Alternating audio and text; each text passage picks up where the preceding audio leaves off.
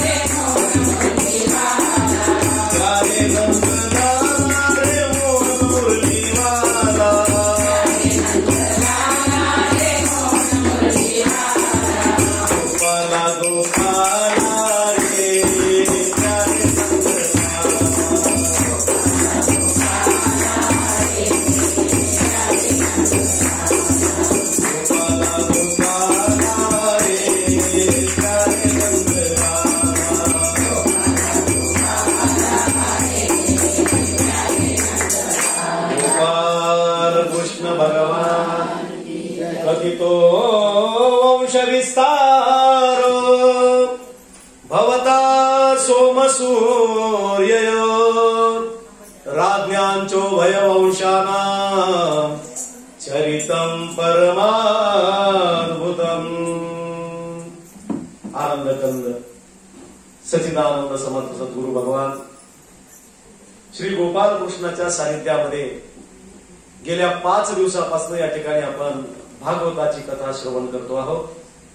द्वापार युगाच्या अंती कलियुगाच्या प्रारंभी राजा परीक्षितीला शाप झाला आणि शाप झालेल्या राजा परीक्षितीनं श्री गुरुची शरणागती स्वीकारली।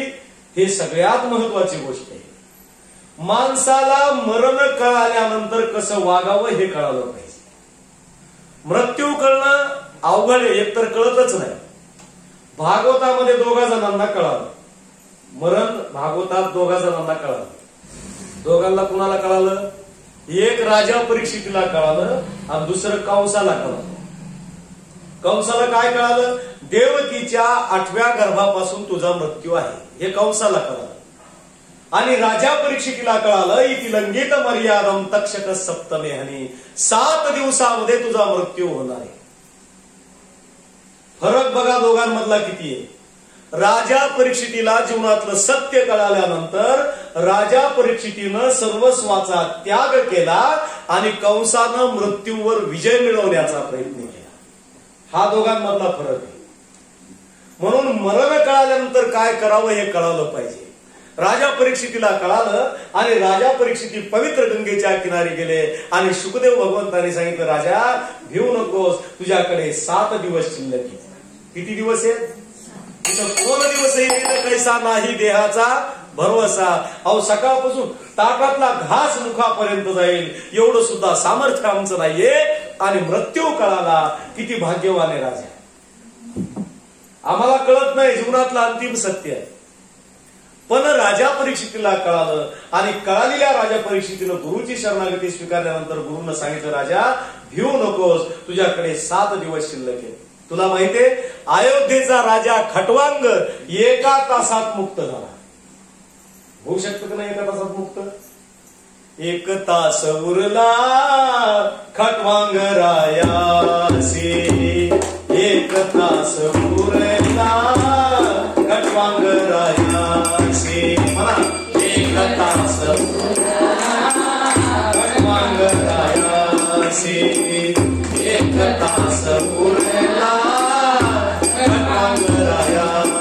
एक तास उरला खटवांगरायासी, एक तास उरला खटवांगरायासी, एक तास उरला खटवांगरायासी,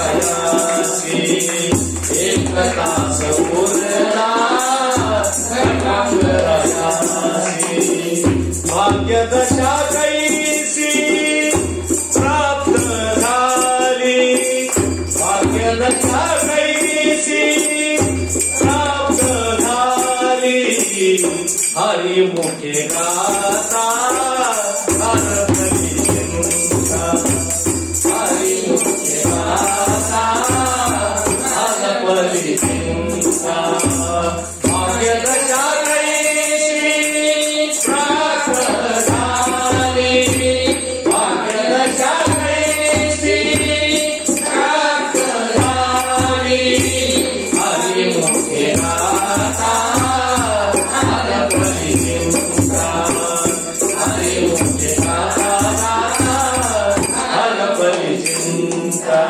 एक तास उरला खटवांगरायासी, भाग्यदशा कैसी प्राप्त झाली. एका तासात. कारण का?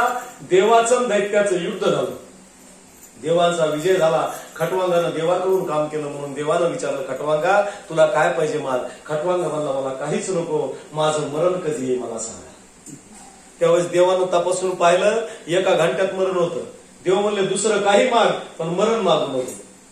नाही म्हणले, मला माझं मरणच सांगा. म्हणले अवघ्या एका तासात तुला मरण येणार आहे, मृत्यू येणार आहे. मग एका तासात खटवांगानं मोक्ष प्राप्त करून घेतला. असं ऐकल्यानंतर आम्हाला लोक म्हणतात, महाराज आयुष्यभर काय करायचं ते करू द्या, शेवटच्या घंट्यात बघू. बरं, शेवटचा घंटा त्याला कळाला, आम्हाला कळल का?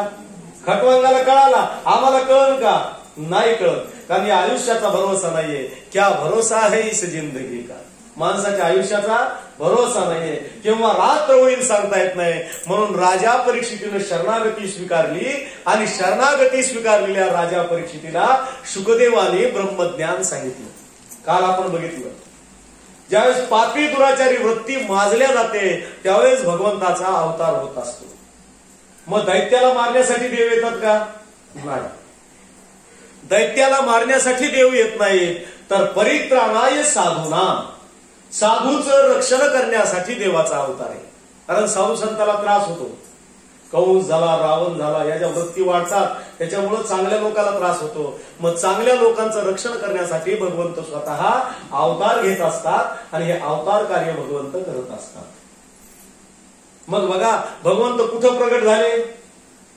कृष्ण परमात्मा गोकुळात, बरोबर आहे की नाही? मथुरेत झाले ना, मथुरेत जन्मले, पण प्रगट कुठं झाले? गोकुळात प्रगट झाले. कारण भगवंताचं प्रागटीकरण असतं, भगवंत प्रगट होत असतात, भगवंत सगळीकडेच असतात. असं काहीच नाही. मातीच्या कणाकणामध्ये असतात प्रभू. मग प्रभू काय होतात? प्रगट होतात. का प्रगट होतात? कारण देवाला जन्म नाही. देवाला जन्म आहे का? नाही. देवाला जन्मही नाही आणि मरणही नाही. स्वतःच्या अधिकारानं भगवंत त्या ठिकाणी प्रगट होत असतात. भगवंताचं प्रागटीकरण असतं. मग भगवंत असतात कुठं? तर इंद्रियाच्या संघातामध्ये भगवंत असतात. गोकुळ कशाला म्हणायचं? गोकुळ म्हणजे काय? प्रतिकात्मक कथा तर आपण बघणारच आहोत, पण आध्यात्मिक चिंतन गोकुळाचं झालं पाहिजे. हे जे इंद्रिय आहेत आपले, त्या इंद्रियाच्या मध्यभागी भगवंत असतात. गोकुळ यालाच म्हणतात, इंद्रियाच्या संघाताला गोकुळ असं म्हणतात. आणि भगवंत त्या ठिकाणी प्रगट होत असतात. नवे नवे भगवंत तिथंच असतात. ज्ञानेश्वर महाराजांची ओळी बघा, म्हणजे लक्षात येईल. काय म्हणतात ज्ञानेश्वर महाराज? की तैसा हृदयामध्ये मी रामू, आसता सर्व सुखाचा आरामू, परिभ्रांतासी कामू विषयावरी. देव हृदयातच आहे, राम आमच्या हृदयातच आहे. मग हृदयातला देव आम्हाला का दिसत नाही? तर त्याच्यासाठी प्रक्रिया आहे. मला सांगा, दुधामध्ये तूप आहे का नाही? आहे का नाही? मग दुधात पाहिल्याबरोबर दिसतं का? मग काय करावं लागतं त्याला? विरजन घालावं लागतं ना. मग विरजन कोणी घालावं? माणसानी का बायाने? मग भागवताला सांगते माणसाची का बायाची? हे विरजन आहे नाही. अहो, हे 7 दिवसाचं विरजन आहे. आता गुरुपौर्णिमे दिवशी आपल्याला त्याचं लोणी घ्यायचंय, तूप कळवायचं आपल्याला. 7 दिवस आपण विरजन घातलं. मग विरजन घालणं इतकं सोपं आहे का? हे काम कोणाचं आहे? महिला मंडळीच आहे. हो, मी आष्टीला एकदा असताना ही गेली माहेरी. आमची तर 2 लिटर दुधाचा वरवा होता. मला म्हणली 2 लिटर दूध येतं, 1 लिटर खा पण 1 लिटरचं विरजन घाला. आता मला काय माहित कसं विरजन घालतात काय, त्याला किती तापवावं लागतं दुधाला हे महिला मंडळीला माहिती. ऊन तापवावं लागतं, त्यात दही किती टाकावं लागतं, साय किती टाकावं लागतं, आपल्याला काय माहित.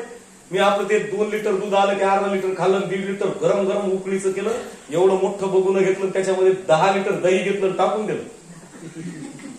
8-10 दिवस येणार नव्हती मला माहिती. 1.5 लिटर रोज 10-15 लिटर ते भरून गेलं सगळं. सगळ्या गल्लीत वास सुटला. कारण ते दही दूध आपल्याला काय माहित कसं करायचं, काय गरम करायचं त्याच्यात टाकायचं सगळ्या गल्लीत. पण ते मला रोजचं असल्यामुळे वास येत नव्हता. आपला आपल्याला रोजचा असल्यावर वास येतो का? आपला आपल्याला असल्यावर वास येत नाही. बसा आता इथं बसा. मग ते एवढं मोठं बघून भरलं, मग सगळ्या गल्लीमध्ये असा वास सुटला. मला वाटलं आता आलं की बायको शाबासकी देणार, कारण एवढं विरजन घातलं ना, आता कमीत कमी 5 किलो तरी तूप निघणार आहे. मी या भावनेमध्ये की भूषणामध्ये की आता बायको शाबासकी देणार, एवढं मोठं विरजन झालं. आणि 10-12 दिवसांना आली ती रिक्षातून अशी खाली उतरली की नाकाला पदर लावला. घराच्या पायऱ्या चढता चढता चढता पदर लावला. पटकन दार वाजवलं, दारुंगा. मी दार ओढलं, तिनं पटकन लावून घेतलं. मी म्हणलं नाकाला पदर कम लावला. ती म्हणली कोण्या मेल्यानं काय केलं म्हणली, काय माहिती सगळ्या गल्लीत वास सुटला. नंतर बघून ओढून पाहिलं तर कुठे निघालं, घरातच निघालं. हे विरजन कोणी घालावं तुम्हाला सांगतो, ज्याला येतं त्यानेच घालावं, कोणी घालू नये. हे विरजन आहे परमार्थाचं, लक्षात घ्या. कोणतं विरजन आहे आपलं हे, तर हे परमार्थाचं विरजन आहे. आणि या विरजनासाठी आमची पात्रता तयार करावी लागत असते. मग आम्हाला नवनीत भेटत असतं, समाप्तीच्या दिवशी लोणी भेटत असतं, ज्याला आपण पगार म्हणतो, ज्याला आपण काला म्हणतो, तो घ्यायचा असतो आम्हाला. आणि हे विरजन अत्यंत महत्वाचं आहे. म्हणून लक्षात ठेवा, प्रक्रिया आहे. दुधामध्ये तूप आहे, नाही अशातला भाग नाही, पण त्याच्यावर प्रक्रिया काय केली आपण, विरजन घातलं. मग आमच्या हृदयामध्ये देव आहे. नाही कसा म्हणायचं, अहो आहेच ना हृदयात देव. बरं जाऊ द्या, इतकं लांब कशाला जायचं.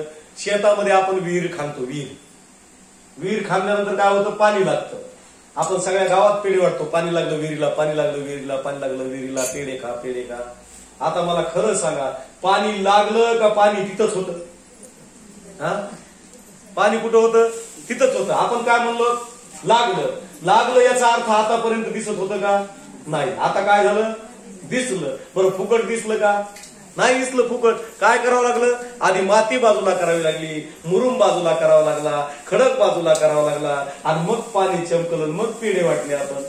मग आमच्या हृदयात देव आहे ना, मग त्याला पाहायचंय ना आम्हाला, मग काहीतरी करावं लागेल ना. मग मला नावाचा दोष बाजूला करा, विक्षेप नावाचा दोष बाजूला करा, आवरण नावाचा दोष बाजूला करा. 3 दोष बाजूला गेले की हृदयातला देव दिसला. इतकी सोपी प्रक्रिया आहे, पण आमच्याच्याने होतच नाही. कारण हे कलियुग आहे. कलियुगामध्ये प्रक्रिया, क्रिया करणं अवघड आहे. एखादं कर्म करणं अवघड आहे, तपश्चर्या करणं अवघड आहे. कारण कलियुगामध्ये माणसाचं मन संयमित होत नाही. मग असा भगवंत गोकुळात प्रगट होणे म्हणजे काय, तर इंद्रियाच्या संघातामध्ये त्याची जागृती होणे. असा तो प्रभू गोकुळाच्या ठिकाणी प्रगट झाला. मग याचं कारण काय, तर पापी दुराचारी वृत्ती माजल्या गेली, कंस माजल्या गेला, आणि मग कंसाला धडा शिकवण्यासाठी भगवंताचा अवतार. अत्याचार माजला, मग जमिनीला तरी कुठपर्यंत भार सहन होणार आहे मला सांगा. ही पृथ्वी सगळी थरथर कापू लागली. तिनं गायीचं रूप घेतलं आणि ब्रह्मदेवाकडे गेली. ब्रह्मदेवाला म्हणली, हे काही भार मला सहन होत नाही. आता काही हे कंसाचं पाप इतकं वाढलंय की माझ्याच्यानं सहन होणं शक्यच नाही. ब्रह्मदेव म्हणले, मी सुद्धा काही करू शकत नाही, माझ्या हातात काय, आपण विष्णू भगवंताकडे जाऊ. मग दोघं मिळून विष्णू भगवंताकडे गेले, प्रार्थना केली, आणि आकाशवाणी तेव्हा सांगतसे सकळा, तळमळ मानसी करू नका, देवकीच्या गर्भा येईल भगवान, रक्षील ब्राह्मण गायी भक्त, उतरील भार मारील दैत्याशी, आनंद सर्वासी करील तो, नामा म्हणे ऐसा करुणी विचार, घ्यावया अवतार सिद्ध झाला.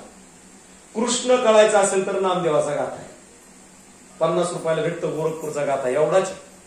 सगळे नामदेवाचे जनाबाईचे अभंग आहे, फक्त 50 रुपयाला आहे. आयुष्यभर मरेपर्यंत पुरल एवढं भांडवल 50 रुपयात मिळते. तुकाराम महाराजांचे गाथे हे सगळे स्वस्त आहेत, गोरखपूरचे एकदम स्वस्त. 1000 रुपये दिले तर तुम्हाला 18 पुराण सगळे गाथे मिळतील घरी. 1000 रुपये म्हणजे काही जास्त नाही. रोज एक एक पान जरी चाललं तरी लक्षात येतं. कृष्णाची कथा नामदेवाच्या गाथ्यात आपल्याला सगळी पाहायला मिळते. आणि नामदेव महाराज म्हणतात, आकाशवाणीने सांगितलं घाबरू नका मी येणार आहे. मग दोघे निघून गेले, गाय आणि ब्रह्मदेव. पण आता देवाला अवतार घ्यायचा आहे.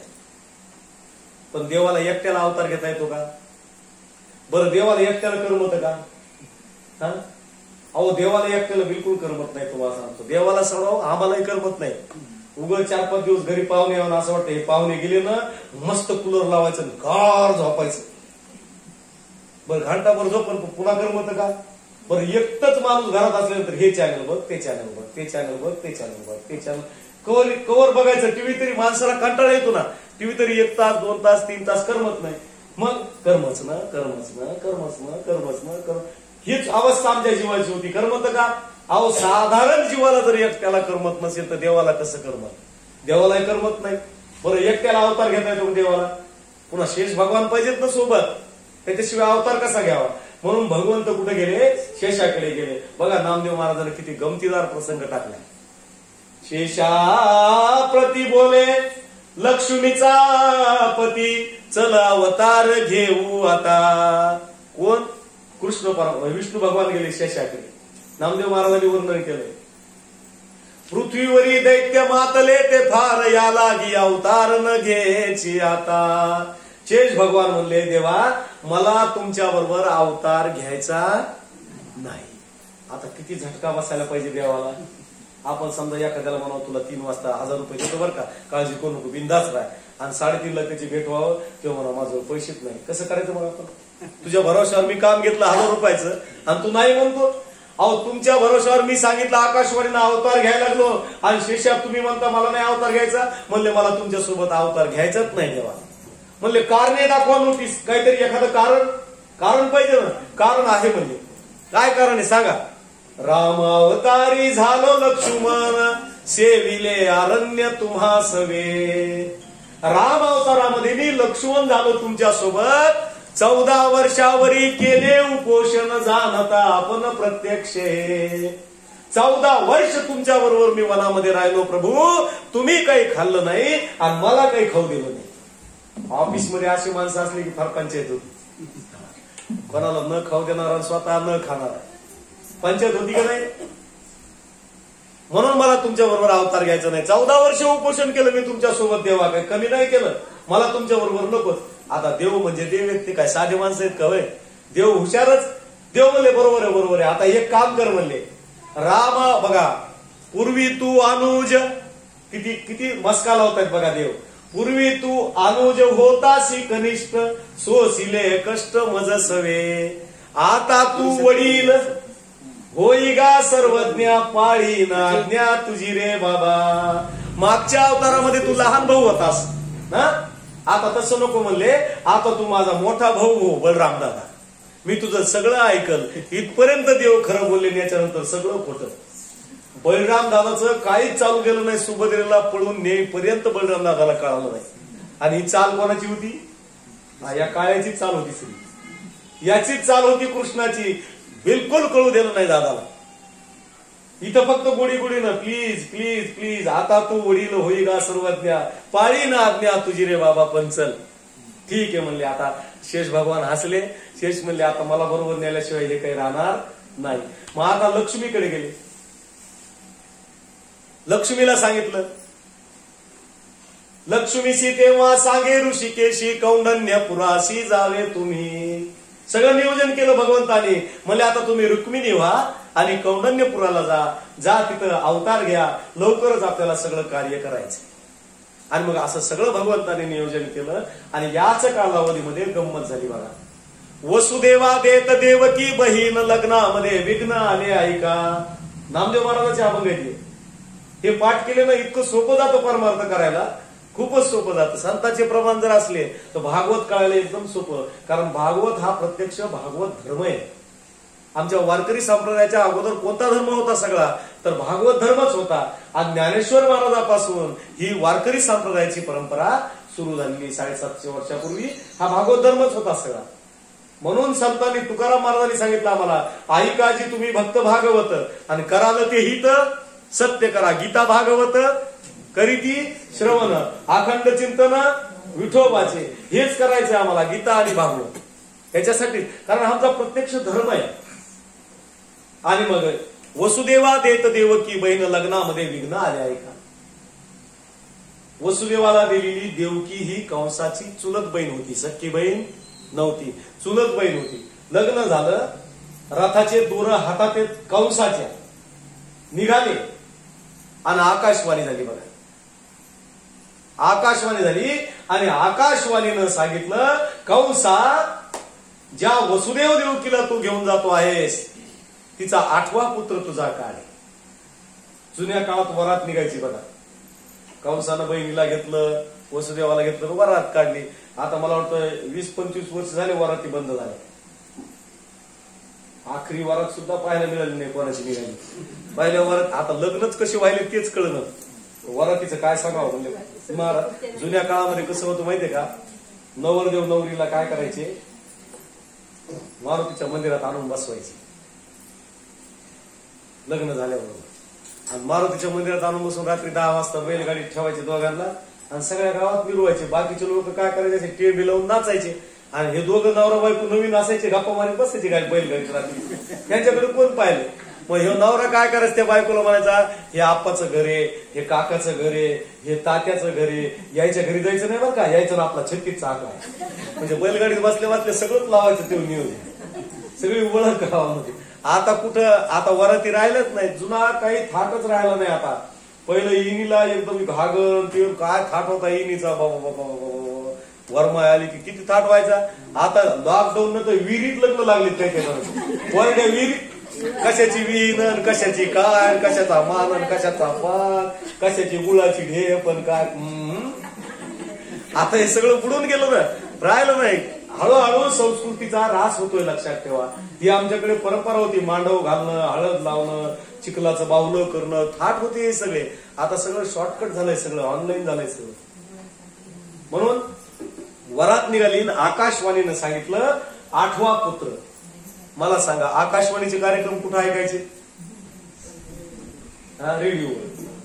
रेडिओ कसा पाहिजे, नवा का जुना?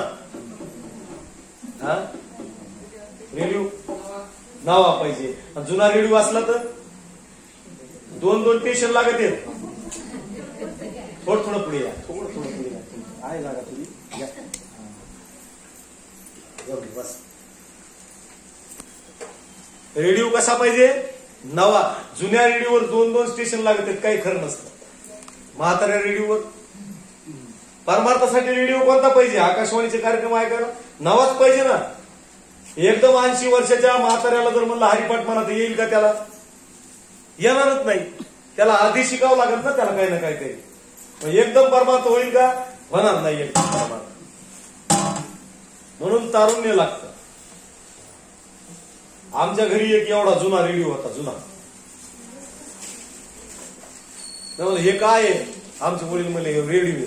म्हणलं काय करू याचं? ते म्हणले काय नाही, चालत नाही म्हणले, बिघडलेला रेडिओ. जुने रेडिओ कसे असते, बिघडलेले असते. ते म्हणले याला दुरुस्त करून आणू का? ते म्हणले आण. नेला दुकानावर, त्याला दुरुस्त करून आणला. लाईन नव्हती म्हणून तपासून आणला नाही. घरी आलो आणि आल्याबरोबर तपासून पाहिला तर त्याच्यातून आवाजच निघत. काही काही जुने रेडिओ असतात नुसते टक बघत येत, आवाजच नसतो. बटन फिरवलं तरी त्याच्यातून आवाजच येईल. मी ते रेडिओ पुन्हा डोक्यावर घेतला, गेलो दुकानावर. मला अरे 150 रुपये दिले तुला, याच्यातून आवाज दिले ना. ते मला महाराज याच्या काही काही खोडी आहेत म्हणला. तुम्हाला सांगायचं राहिलं बघा, डंगऱ्या रेडिओच्या काय असतात, खोडी असतात. काय खोडी? डावीकडून मारलं की औरंगाबाद लागत, उजवीकडून मारलं की मुंबई लागत, खालून मारलं की पुणे आणि वरून मारलं की जळगाव. असे आम्हाला संतांनी चापटा मारल्यात. कुठं? काकड्यामध्ये. उठा जागे वारे आता, स्मरण करा पंढरी भावे.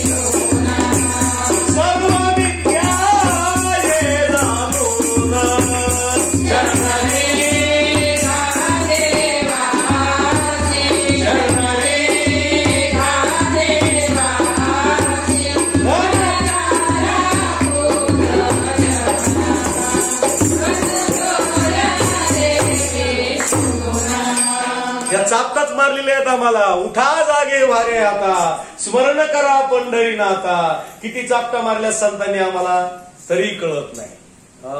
आणि जुना रेडिओ कधी धोका देईल याची गॅरंटी नाही. मला द्यायला म्हणून सांगायला तुम्हाला. तू म्हणता तुला कसं काय द्याला? असंच एकटाच घरी होतो, कीर्तन करून आलो आणि अचानक काहीतरी काम निघालं, गेले माहेरी निघून. अचानक मी फोन लावला, म्हणलं कुठे आहेस? ती म्हणली मग माहेरी गेली. मला भूक लागली. ती म्हणली मला काय माहिती तुम्ही येणार. मी काहीच केलं नाही. म्हणजे आता किती वाजले सांगा म्हणली. मी म्हणलं 3 वाजले. थांबा म्हणली 4:30 वाजता रेडिओ लावा. रेडिओचा खाण्याचा काय संबंध? तुम्ही लावा तर खरी पण रेडिओ लावा. मी म्हणलं बरं. रेसिपीचा कार्यक्रम म्हणे आणि काय काय सांगते ते बघून सगळं करा म्हणली त्या गॅसवर. रेडिओ लावला, पटकन लावला. बरोबर 4:30 वाजता बटन फिरविलं. नमस्कार. पोटात कावळे म्हणाले तर नमस्कार कुठं करू तुला? तरी म्हणलं नमस्कार. आज आपण मसाला खिचडी कशी करायची हे शिकणार आहोत. मी म्हणलं बरं. 1 वाटी तांदूळ घ्या. मग ते जसं जसं सांगितलं तसं मग ते लसण अद्रक सगळं एकत्रित करा. मसाला सगळा एका जागेवर घ्या. सगळा एका जागेवर घेतला. मग हळूच सांगितलं गॅस पेटवा.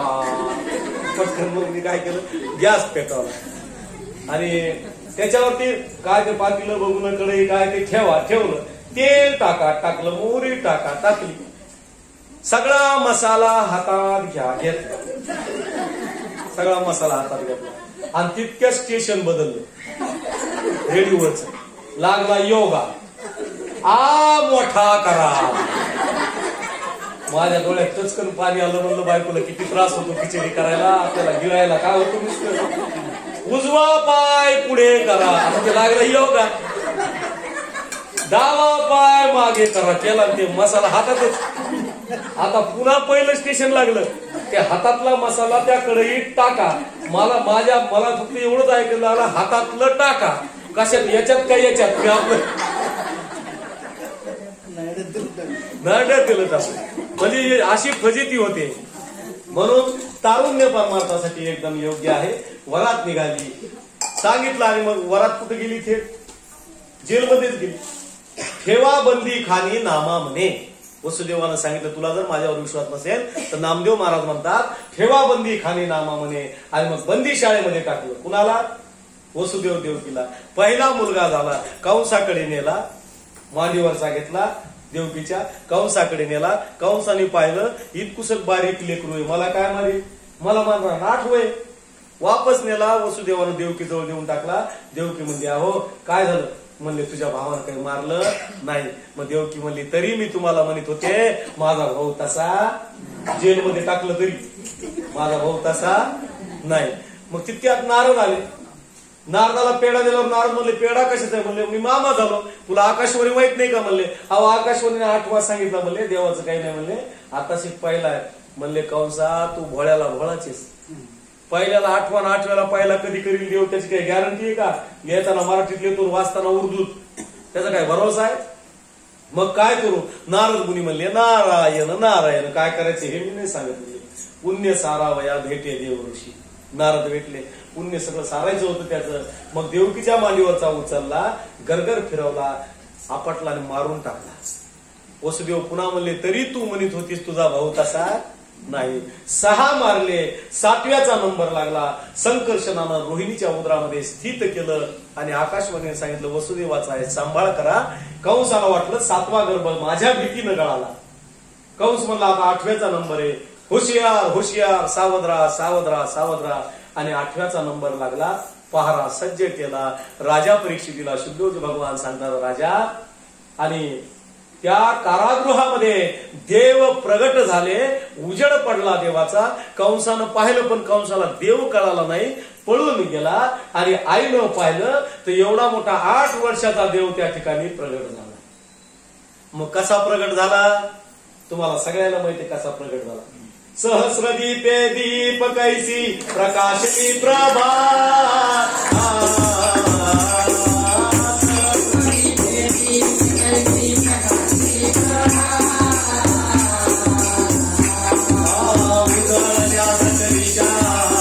उदळल्या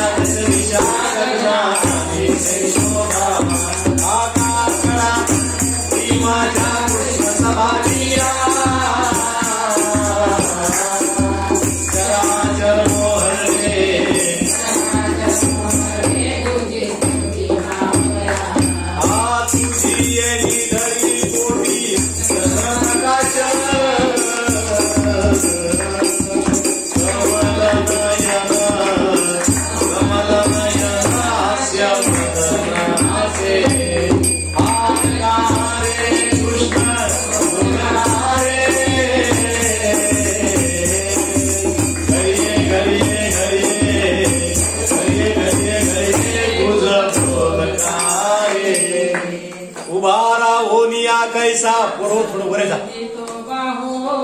पोरो वरे जा तुम्ही थोडं वरे जा 2-4 पायऱ्या सोडा खालच्या अशा जा वरे जा उभा राहोनिया कैसा हलवी तो बाहो बाप रखमा देवी वरो विठ्ठलू राहो असा तो देव आहे प्रगट झाला प्रभू भगवंत प्रगट झाले कुठं प्रगट झाले गोकुळामध्ये भगवंत प्रगट झाले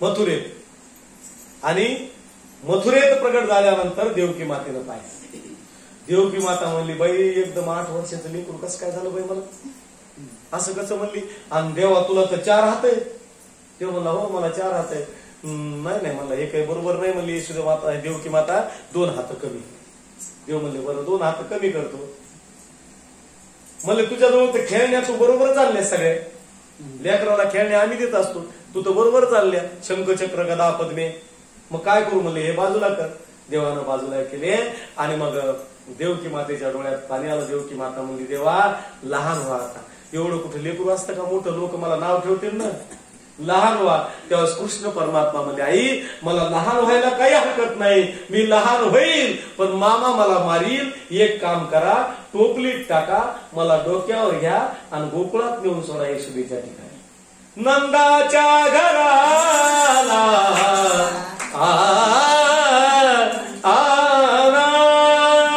नंदाच्या घराला भजने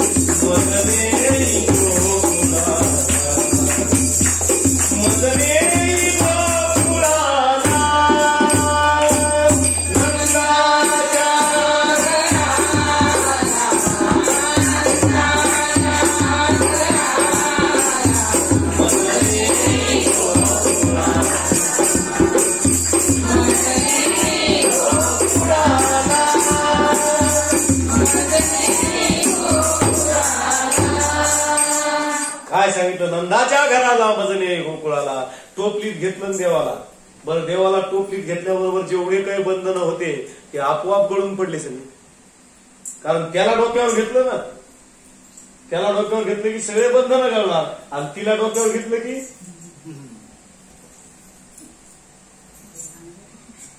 लोक म्हणतात महाराज ती डोक्यावर बसली खरं सांगा बसली का घेतली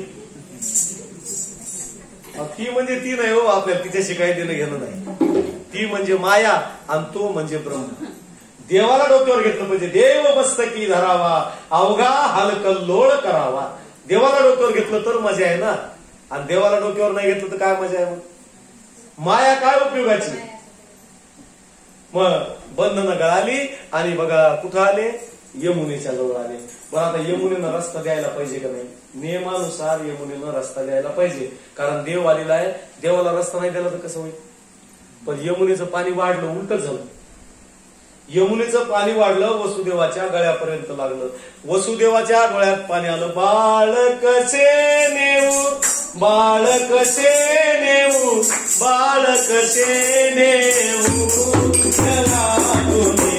बाळ कसे नेऊ बाळ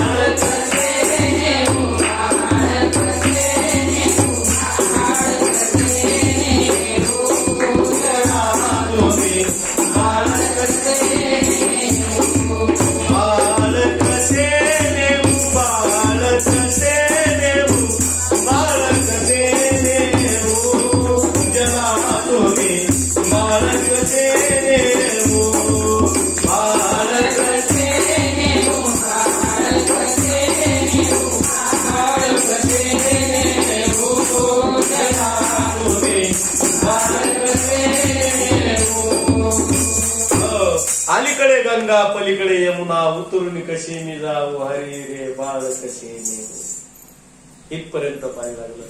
त्याचं काही कारण असेल ना काहीतरी. भगवंतानी काय केलं माहितीये का? भगवंतानं टोपलीतून पाय बाहेर काढला. तुम्ही अजून बघा चित्र कधी पाहिलं असेल. डोक्यावर टोपलं घेतलेलं आहे. इथून डोक्यावर टोपलंय आहे का नाही. आणि देवानं काय केलं? एक पाय बाहेर काढला. बरं देवानं पाय कशासाठी बाहेर काढला आम्ही कधीच विचार केला ना. का हा विचार केला पाहिजे ना. का म्हणून विचार केला पाहिजे का नाही. का असा प्रश्न निर्माण झाला पाहिजे ना. देवानं पाय बाहेर का काढला असेल बरं.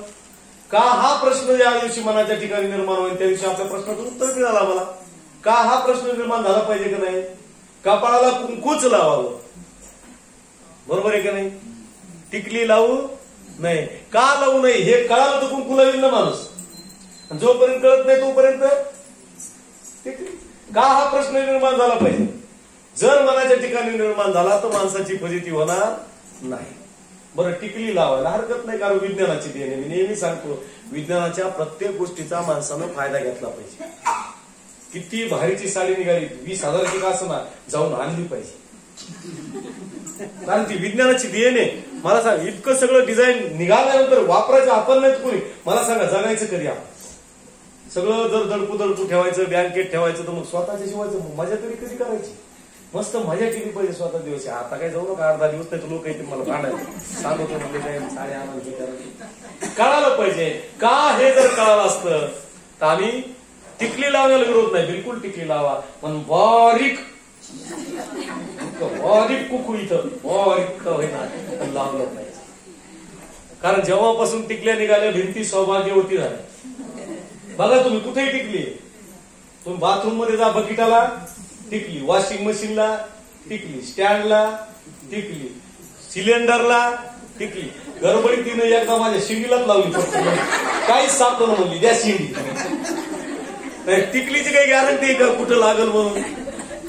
गॅरंटीच नाही ना कारण ती टिकली आहे शेवटी.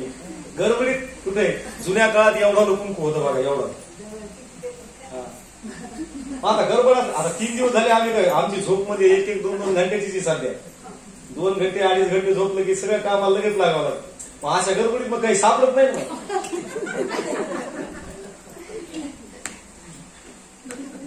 एवढं कपाळावर कुंकू होतं जुन्या काळामध्ये. 1 किलोमीटरहून अंबाबाई ओळखू यायची एवढं कुंकू होतं. की भाकरी घेऊन आली शेतात 1 किलोमीटर. आता जवळ बसली तरी घोटाळा कळत. मी अष्टमी एकदा कीर्तनात आलो सत्य घटना सांगतो तुम्हाला. बाजारच्या दिवशी माझं कीर्तन होतं बसनं जाऊ लागलं मी. आता एक सासून एक सून आणि मी अशा आम्ही गर्द्यामध्ये 3 जण एकाच ठिकाणी आमची जागा मिळाली मला. सीट एकाच ठिकाणी. किती गर्दा असू दे तुम्हाला एक सोपी आयडिया सांगतो बसमध्ये जागा मिळण्याची. बसमध्ये 100% तुम्हाला जागा मिळालीच पाहिजे. 5 रुपयाचा कार्यक्रम जास्त नाही. 5 रुपयात तुम्हाला पाहिजे ते सीट मिळेल. किती रुपयात? 5 रुपयात. किती गर्दा असू द्या 100 का माणसं असताना बसमध्ये चढणार पण 5 रुपयात जागा मिळेल. 5 रुपयाचा पार्ले बिस्किटचा पुडा घ्यायचा. हा बस आली इथे टायर उंच चढायचं असं खिडकीजवळ. जवळचं पाणी असतं पाणी घ्यायचं तोंडात टाकायचं 2 पार्ले बिस्किट टाकायचे असं असं कसं फुर सीटावर टाकायचं पार्ले बिस्किट असं.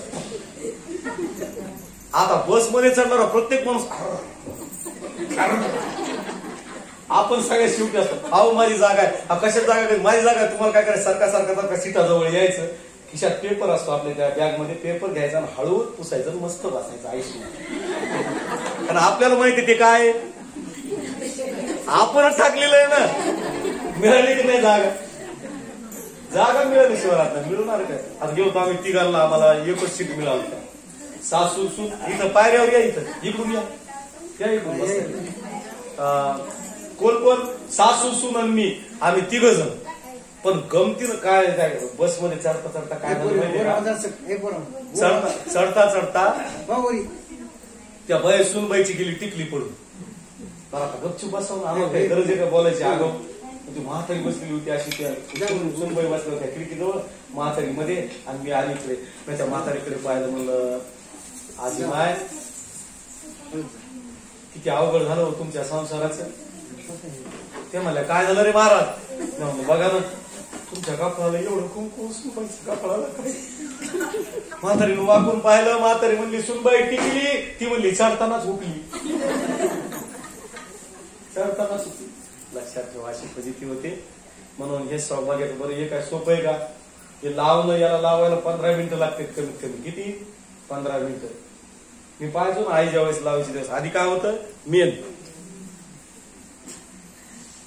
मेन झालं की मग कुंकू. आणि ते गोल नाही लागलं ना मग गोल करायसाठी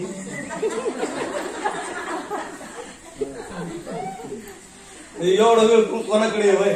इतका वेळ कुठं आता इतकी गडबड आहे आमच्या पाठीमागे का. हा प्रश्न जर आमच्या मनाच्या ठिकाणी निर्माण झाला तर कळल की कृष्णानं पाय बाहेर का काढले. सोन्याचे अलंकार कानात असावे, नाकात असावे, पायामध्ये किती जरी श्रीमंताची बाई असली तरी चांदीचे चेन असतात. त्याच्या पाठीमागं विज्ञान आहे बरं का. कानातले नाकातले कशामुळे घालायचे असतात हे त्याच्या पाठीमागं कारण आहे. कारण सोनं काय करतं, ऑक्सिजन निर्माण करत असतं. महिलांना ऑक्सिजनची स्वयंपाकघरात जास्तीत जास्त गरज असते म्हणून हे अलंकार वापरायचे असतात. आणि गुरुत्वाकर्षण शक्ती आम्हाला निर्माण करण्यासाठी पायामध्ये रजत म्हणजे चांदी आम्ही वापरली पाहिजे. सोन्याचे चेन कोणाच्याही पायात नसतात, चांदीचेच असतात. जोडवे चांदीचेच असतात कारण ते उपयोगाचेच आमच्या शरीरासाठी. सोनं हे ते सगळं आमच्या शरीरासाठी उपयोगाचं आहे. म्हणून हे कळालं पाहिजे आम्हाला सूक्ष्म विज्ञान. आणि ज्यावेळेस आम्हाला हे कळलं त्यावेळेस आम्ही आमचं व्यवस्थित वागण्याचा प्रयत्न करू. पाय भगवंतानी बाहेर काढला. आता याचं कारण बघून आपण पुढे जाऊया. कारण आता आपल्याला 5 ते 10 मिनिटांमध्ये गोकुळातला आनंद लुटायचा आहे. यशोदा मातेच्या गोकुळात जायचंय आम्हाला. पाय बाहेर का काढला भगवंतानी. कारण यमुना वाढू लागली. का वाढू लागली यमुना. कारण यमुना ही कृष्णाची बायको आहे. तिनं विचार केला किती जन्माचं पुण्य माझं उदयाला आलं असेल तेव्हा देव माझ्या जवळून चाललाय. आणि देवाची माझी जर भेट नाही झाली तर माझ्या इतक्या आबाजी कोण. म्हणून ती वाढू लागली पाणी. पण भगवंताने तोंड दाखवलं नाही, पायच बाहेर काढला. का तोंड दाखवलं नाही. कारण यमुना ही भगवंताची सासू आहे. तुम्ही म्हणता तुझं काय डोकं फिरलं का. आताच म्हणतो बायकोन, आताच म्हणतो सासू. आता दोन्ही गोष्टी तुम्हाला सिद्ध करून दाखव. यमुना ही वाहत वाहत कुठं जाती, समुद्रात. समुद्राची मुलगी कोण आहे, लक्ष्मी आहे का नाही. आणि ह्यो कृष्ण कोण आहे, लक्ष्मीचा नवरा. मग यमुना कोण झाली, सासू. आता हीच यमुना कालिंदीच्या रूपामध्ये प्रगट होऊन 8 पट्ट राण्यामध्ये आली. मग यमुना कोण झाली, पुढे चालून तिने अवतार घेतला ना, कालिंदी झाली ती. तर शास्त्र सांगतंय भगवंतानी फक्त पाय बाहेर काढला, तोंड दाखवलं नाही. शास्त्र सांगतंय सासून जावयाचं तोंड पाहू नये. मी नाही सांगत बरं का. आणि जास्त टेन्शन घेऊन ऐकूच नका बिलकुल. शास्त्र सांगत आहे की सासून जावयाचं तोंड पाहू नये. पण कलियुगामध्ये एका मोटरसायकलवर फिरलं तरी चालतं. उगा ऐकू धडधड होतं तुम्ही ना, कसं करावं कसं नाही. म्हणून टेन्शन घ्यायचं. माझी कथा मी नेहमी सांगत असतो, बिलकुल आनंदासाठी कथा लुटा. टेन्शन घेऊच नका. माझ्या कथेमध्ये कोणी टेन्शन घेत नाही, कोणी झोपत नाही, काय नाही. हसत खेळत 2-3 तास कधी निघून जातात कळत नाही. आणि शास्त्र शुद्ध आहे पुन्हा संतांच्या प्रमाणात आहे. कथाही सुद्धा संतांच्या प्रमाणामध्ये कथा आहे. मग आता भगवंतानी पाय बाहेर काढण्याचं कारण सांगा महाराज. बरोबर आहे की नाही. आता सासू कळाली, बायको कळाली, पाय बाहेर काढा. तर पाय बाहेर काढण्याचं कारण सांगतो मी तुम्हाला.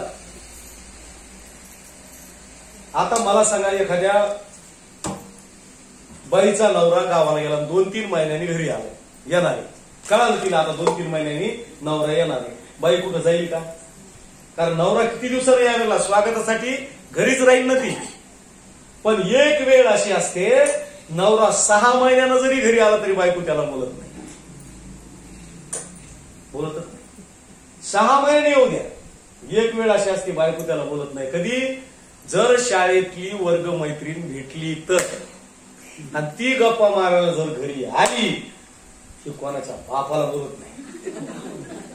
ती मैत्रीण म्हणते, अगं तुझा नवरा आला का बैठकीत, बोल ना त्याला, किती दिवसाला आला, जाऊ दे ती नेहमी तिथे कुठं जात नाही, तू आलीस ना, तू किती दिवसाला भेटलीस बाई, तू 25 वर्षानं भेटलीस बाई, आपण दोघे जणी एका वर्गात होतो, तुझ्या अशा 2 वेण्या होत्या, तुझ्या नाकात किती मजा करायचो आपण. म्हणजे ह्या वर्ग मैत्रीण भेटली 25 वर्षानंतर किती आनंद होतो बाई. बरं झालं का भेटली, मग दोघींच्या गप्पा, मग ती विचारती का कोणाला, नाही विचार. म्हणून भगवंतानी पाय बाहेर काढला. तुम्ही म्हणताल मैत्रिणीचा भगवंताच्या पायाचा काही संबंध आहे, कारण भगवंताच्या पायाच्या अंगठ्यामध्ये यमुनेची मैत्रीण गंगा आहे. कोण आहे, गंगा. मग भगवंतानं यमुनेला स्पर्श केला, अंगठा लावला, मैत्रिणीची भेट झाली आणि नवऱ्याला विसरली, कृष्णाला. मधून रस्ता झाला आणि कृष्ण परमात्मा कुठे गेले, गोकुळात गेले. सकाळची वेळ आहे आणि सकाळच्या वेळेला बाळंतपण करण्यासाठी नणंद आली होती यशोदेची. कोण, जुन्या काळात नंदा यायच्या, 15-15 दिवस राहायच्या, हिच्या बरोबर ती खायची, दोघीचं वजन वाढायचं, मजा यायची जुन्या काळात. आता कोणी बाळंतपणाला येत नव्हतं, जुन्या काळात फार मस्त होतं सगळं. नणंद यायची बाळंतपणाला. नंद शब्द किती चांगला आहे बघा. जिच्या येण्यानं कधीच आनंद होत नाही तिचं नाव. आपल्या सेलूच्या सोडून बरं का, नाही तर व्हायची भांडण. हे सगळं लांबचं बाहेरचं, हे आपलं सगळं आनंद आहे, ननंद नाही. म्हणून बाळंतपणाला तिने कृष्णाला पाहिलं ना, इतका आनंद झाला, बाबाकडे गेली, बाबा बाबा बाबा मुलगा झाला. नवरत्नाचा हार गळ्यातला काढला आणि देऊन टाकला. बघता बघता गोकुळ हे छोटं गाव आहे, सगळ्यांना कळालं. आणि पाहता पाहता गवळना मनती गवळणीला, गवळना मनती गवळणीला,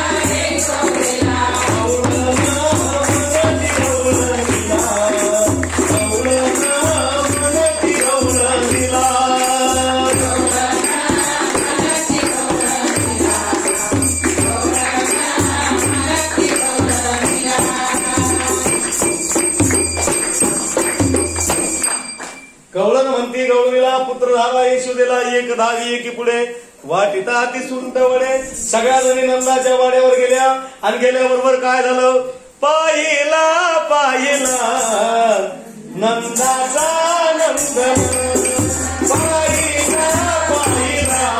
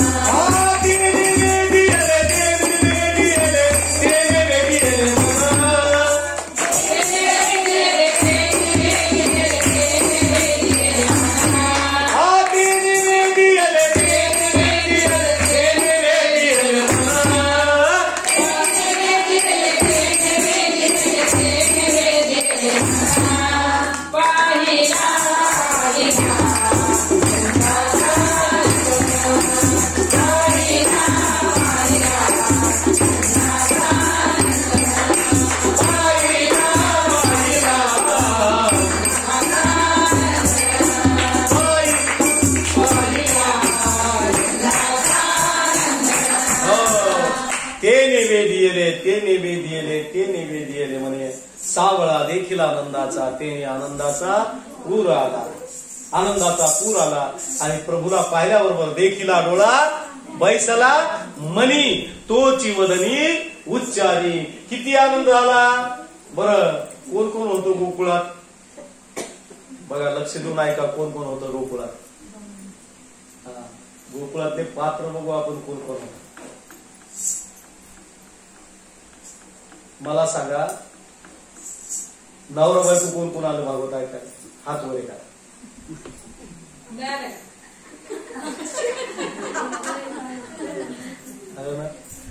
सासूना हात वर करायचं. माझ्या गळ्याची शपथ आहे तुम्हाला. हा, जावा जावा कोण आले हात वर?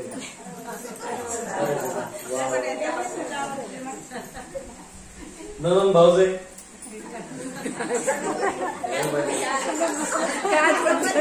मायली की कोण कोण आहेत? मायली हात वर करायचं, त्याला काही नाही. बरं, मैत्रिणी कोण कोण आल्या?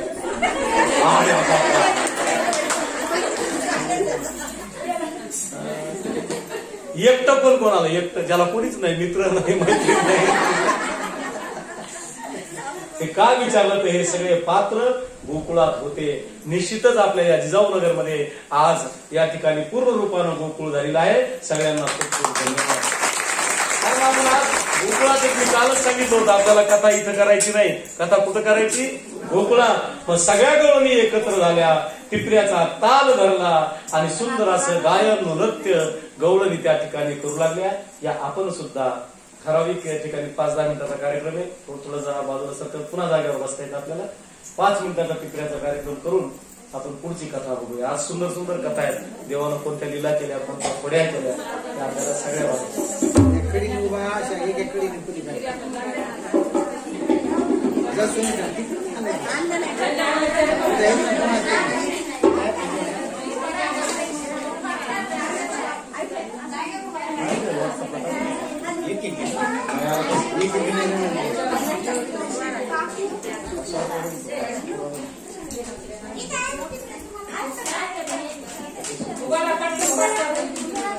गोपाल कृष्ण भगवान की जय.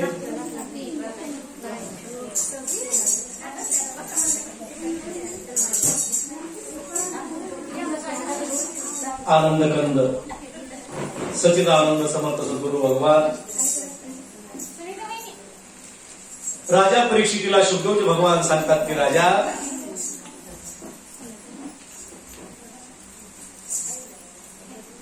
गोकुळच्या ठिकाणी प्रभू प्रगट झाले. काय आनंद आहे बघा. आणि हा उत्सव चालूच राहिला. कारण गोकुळ हे ग्राम्य आहे. ग्राम्य म्हणजे खेडेगाव. खेड्या गावातला एका घरचा आनंद सगळ्या घरचा आनंद असतो. एका घरचं दुःख सगळ्या घरचं दुःख असतं, हे लक्षात ठेवा. ग्राम्य गोकुळे खेडगावे सगळ्यांना आनंद झाला. गोकुळात आनंद आहे पण मथुरेत मात्र दुःख आहे. का? कारण जी मुलगी टोपलीत घालून गेली होती कंसाकडे, ती हातातून सटकली आणि तिनं सांगितलं, तुझला ही वधी उपजला मजा आली. अरे मला काय मारतोस? तुला मारणारा काळ माझ्या आधी जन्माला आला. कंस घाबरला. कंसाने मीटिंग बोलावली आणि मीटिंग बोलावल्यानंतर पुतना मावशी होत्या. पुतना मावशीने सांगितलं, महाराज घाबरू नका, जेवढे लेकरं जन्माला आले मी सगळ्यांना मारते.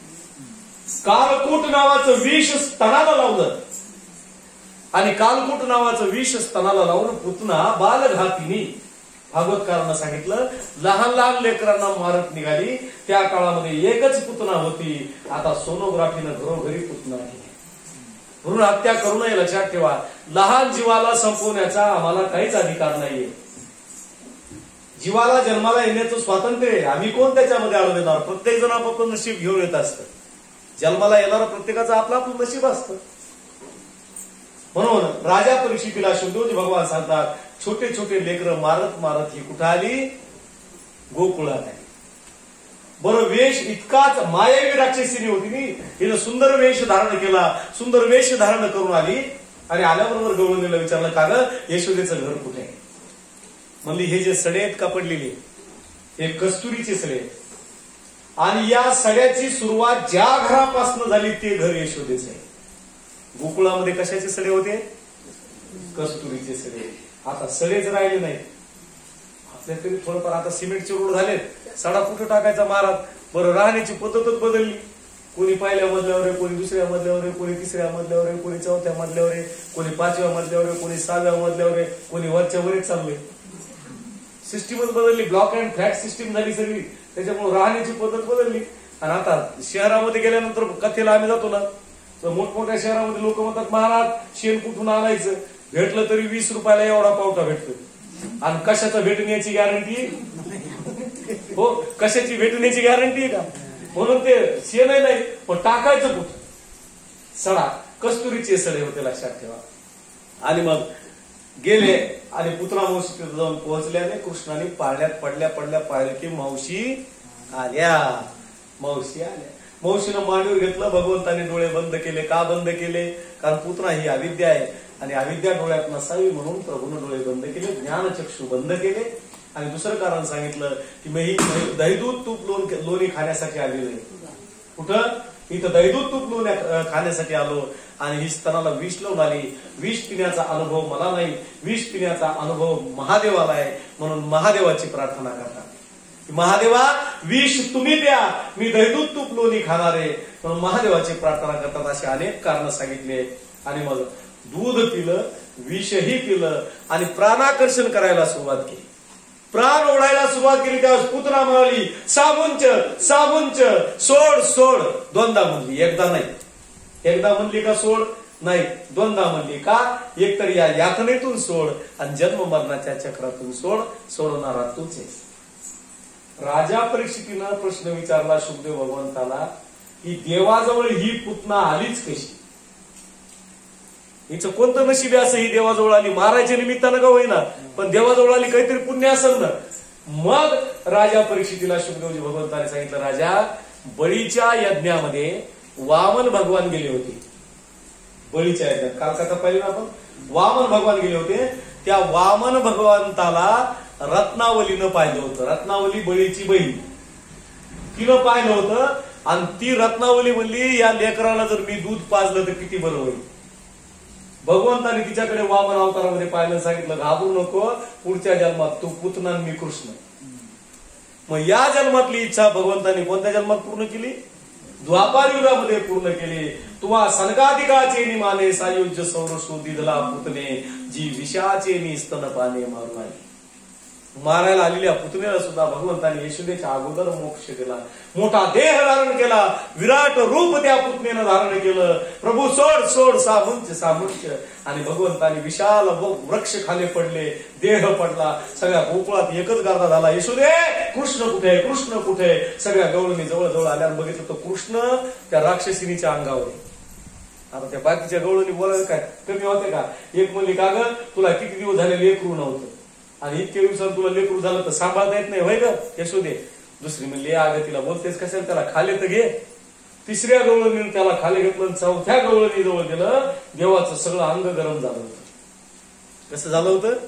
गरम झालं होतं, कारण एवढी मोठी लीला आहे ही.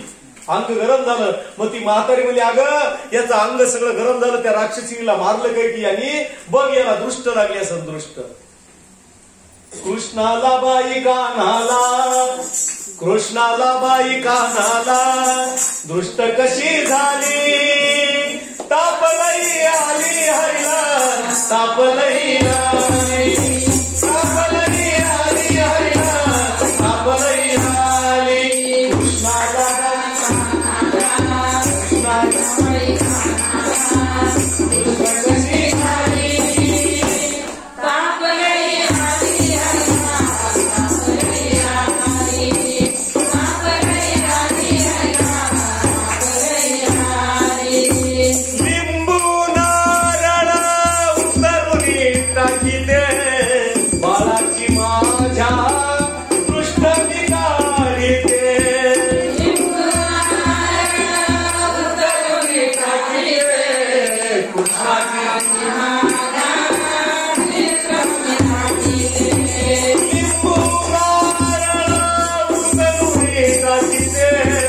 कृष्णाची माझ्या कृष्ण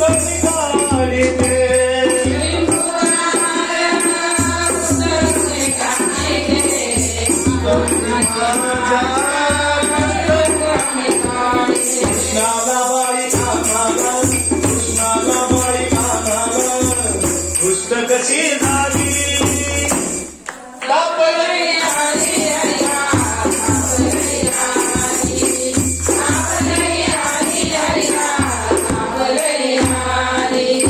काय करावे काही सुचेना, बाळाला माझ्या चैन पडेना, काय करावे काही सुचेना, बाळाला माझ्या चैन पडेना, कृष्णाला बाई खानाला, सदरीन खानाला, सुटका कशी झाली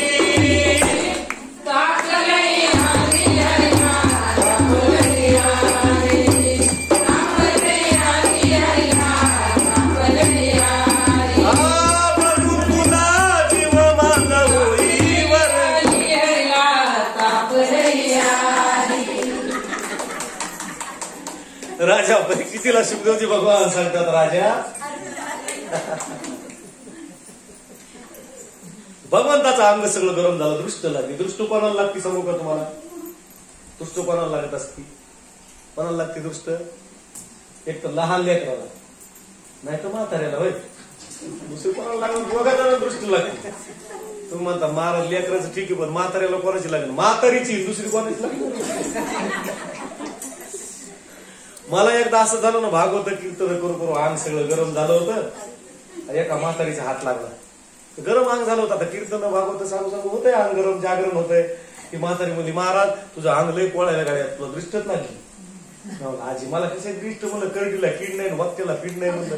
22-23 वर्ष झाले मी सारखं बोंबलो होतो म्हणलं, कधी बिमारी नाही, काहीच नाही, मला काहीच होत नाही. नाही नाही म्हणले महाराज तुला दृष्ट लागलीच. म्हातारी बाई होती 80 वर्षाची.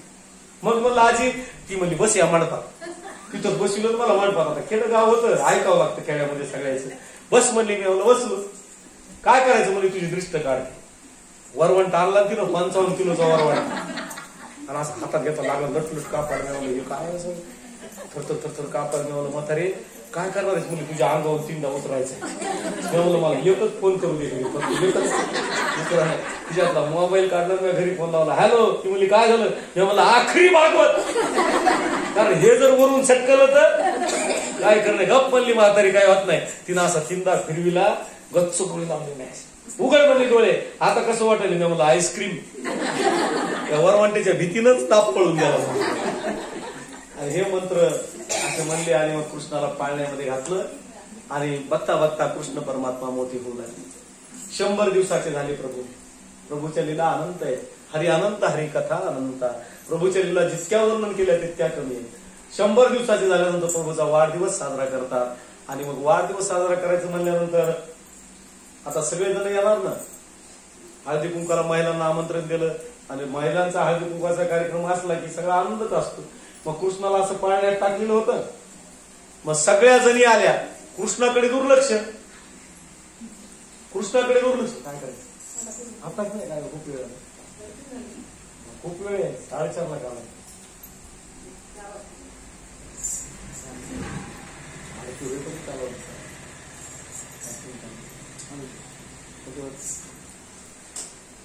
घेऊन जा दोघे जणी, करून आणा इकडं.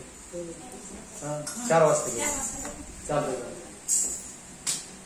मग हळदी कुंकवाच्या कार्यक्रमाला सगळ्या जणी जमा झाल्या कृष्ण पाळण्यामध्ये. बरं, आता ज्याच्यासाठी कार्यक्रम आहे त्याच्याकडे कोणाचंच लक्ष नाही. सगळ्या हळदी कुंकवाच्या कार्यक्रमात, गप्पाच्या कार्यक्रमात तितक्यात आला शकटभंजन नावाचा दैत्य. मग या दैत्याचा नाश प्रभूनं केला, गोधनं पाडली, आणि जोरात आवाज आला म्हणून सगळ्या गवळणी पळून गेल्या. तर पाहिलं तर तिथं एक दैत्य मरून पडलेला आहे. यशोदेला सांगितलं, अगं तू असं कृष्णाकडे दुर्लक्ष करत जाऊ नको. ते म्हणले नाही ग, कृष्णाकडे दुर्लक्ष करत नाही. आणि मग अशा अनंत प्रकारच्या लीला प्रभूच्या चालू आहेत. बघता बघता प्रभू एके दिवशी रांगू लागले. तळवे तळहात, तळहात टेकीत, तळवे तळहात, तळहात टेकीत, दादा गुडघ्याना गुडघ्यावर रांगत, दादा गुडघ्याना गुडघ्यावर रांगत, तळवे तळहात,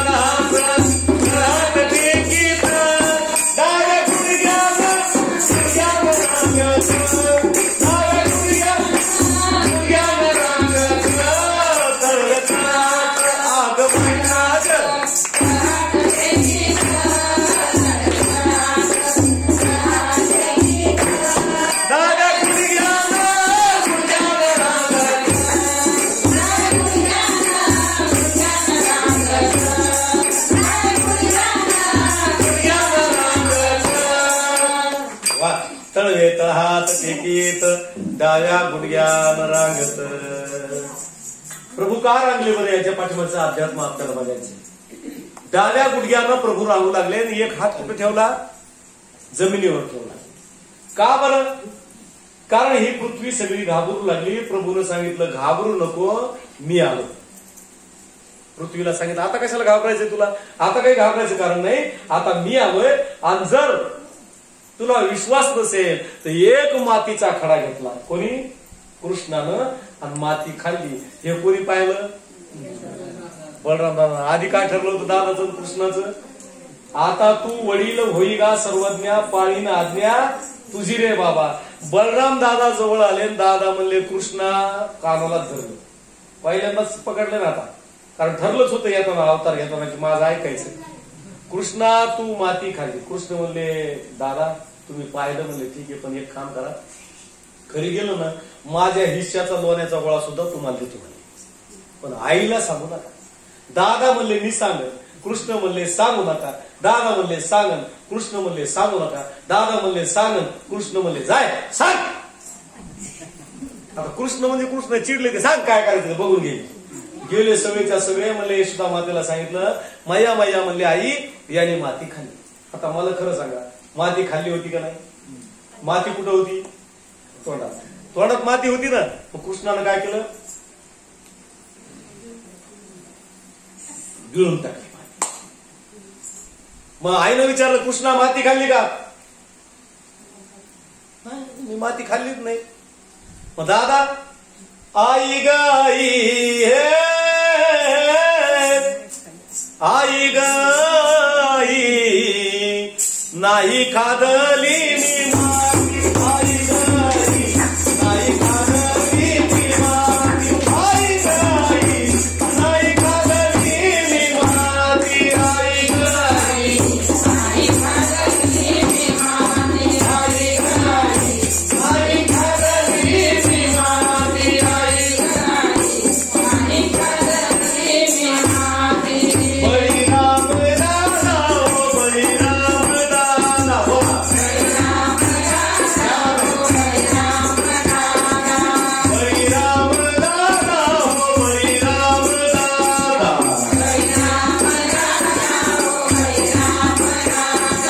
बळीराम दादा खोट बोलतो बळीराम दादा. बळीराम दादा खोट बोलतो बळीराम दादा.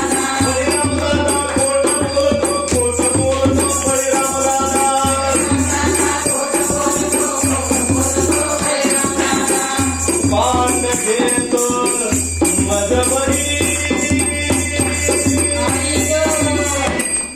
आई ग आई नाही खादली मी माती. आई ग आई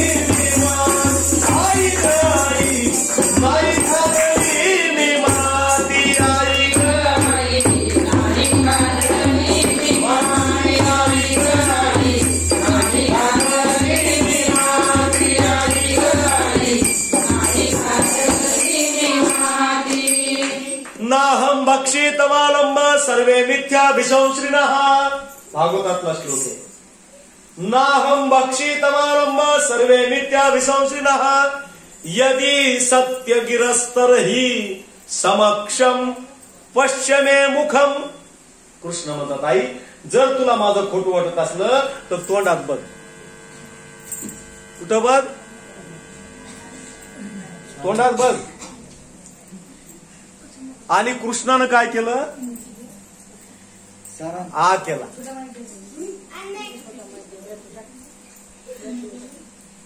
टाकला कुठे नाही?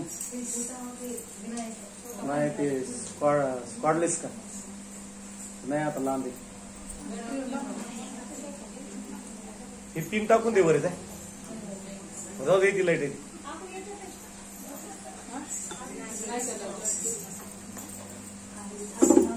वेगळे काकूच्या पाठीमागे त्या ड्रॉवर मध्ये 2 माईक. काय बॅटरीवर एक पाय मोठा जाड माय. हा दोन्ही द्या, दोन्ही द्या.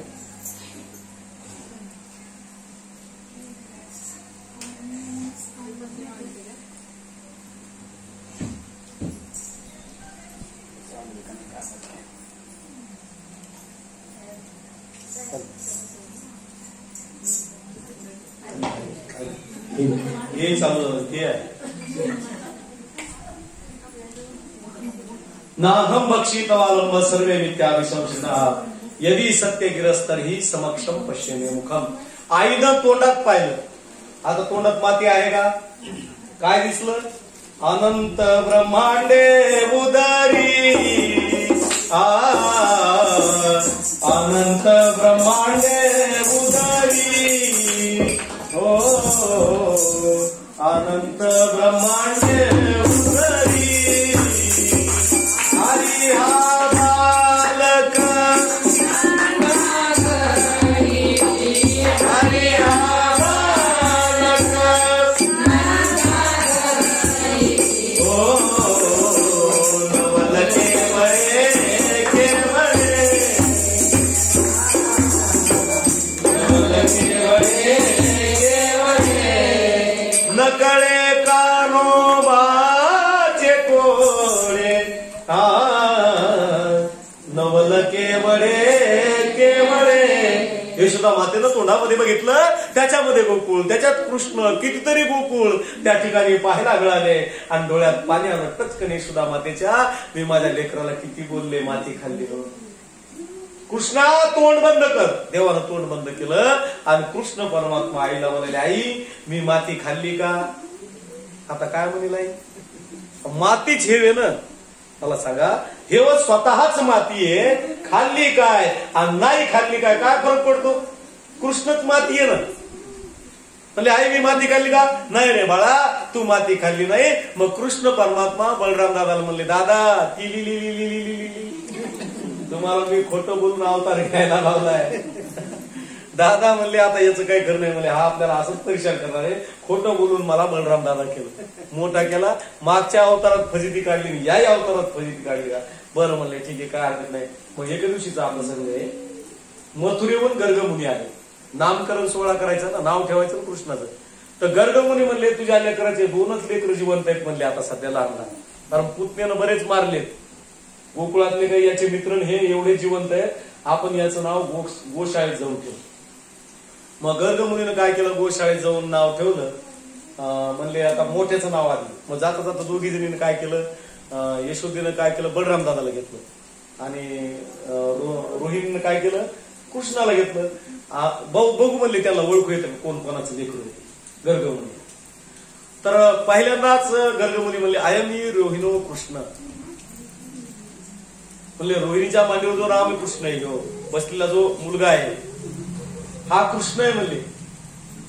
आणि रोहिणीचा जो पुत्र यशोदेजवळ त्याचं नाव पहिल्यांदा ठेवायचं म्हणते. बघा कळालं नाही का? मग घेतलं जवळ आणि मग नामकरण सोहळा करत असताना सांगितलं की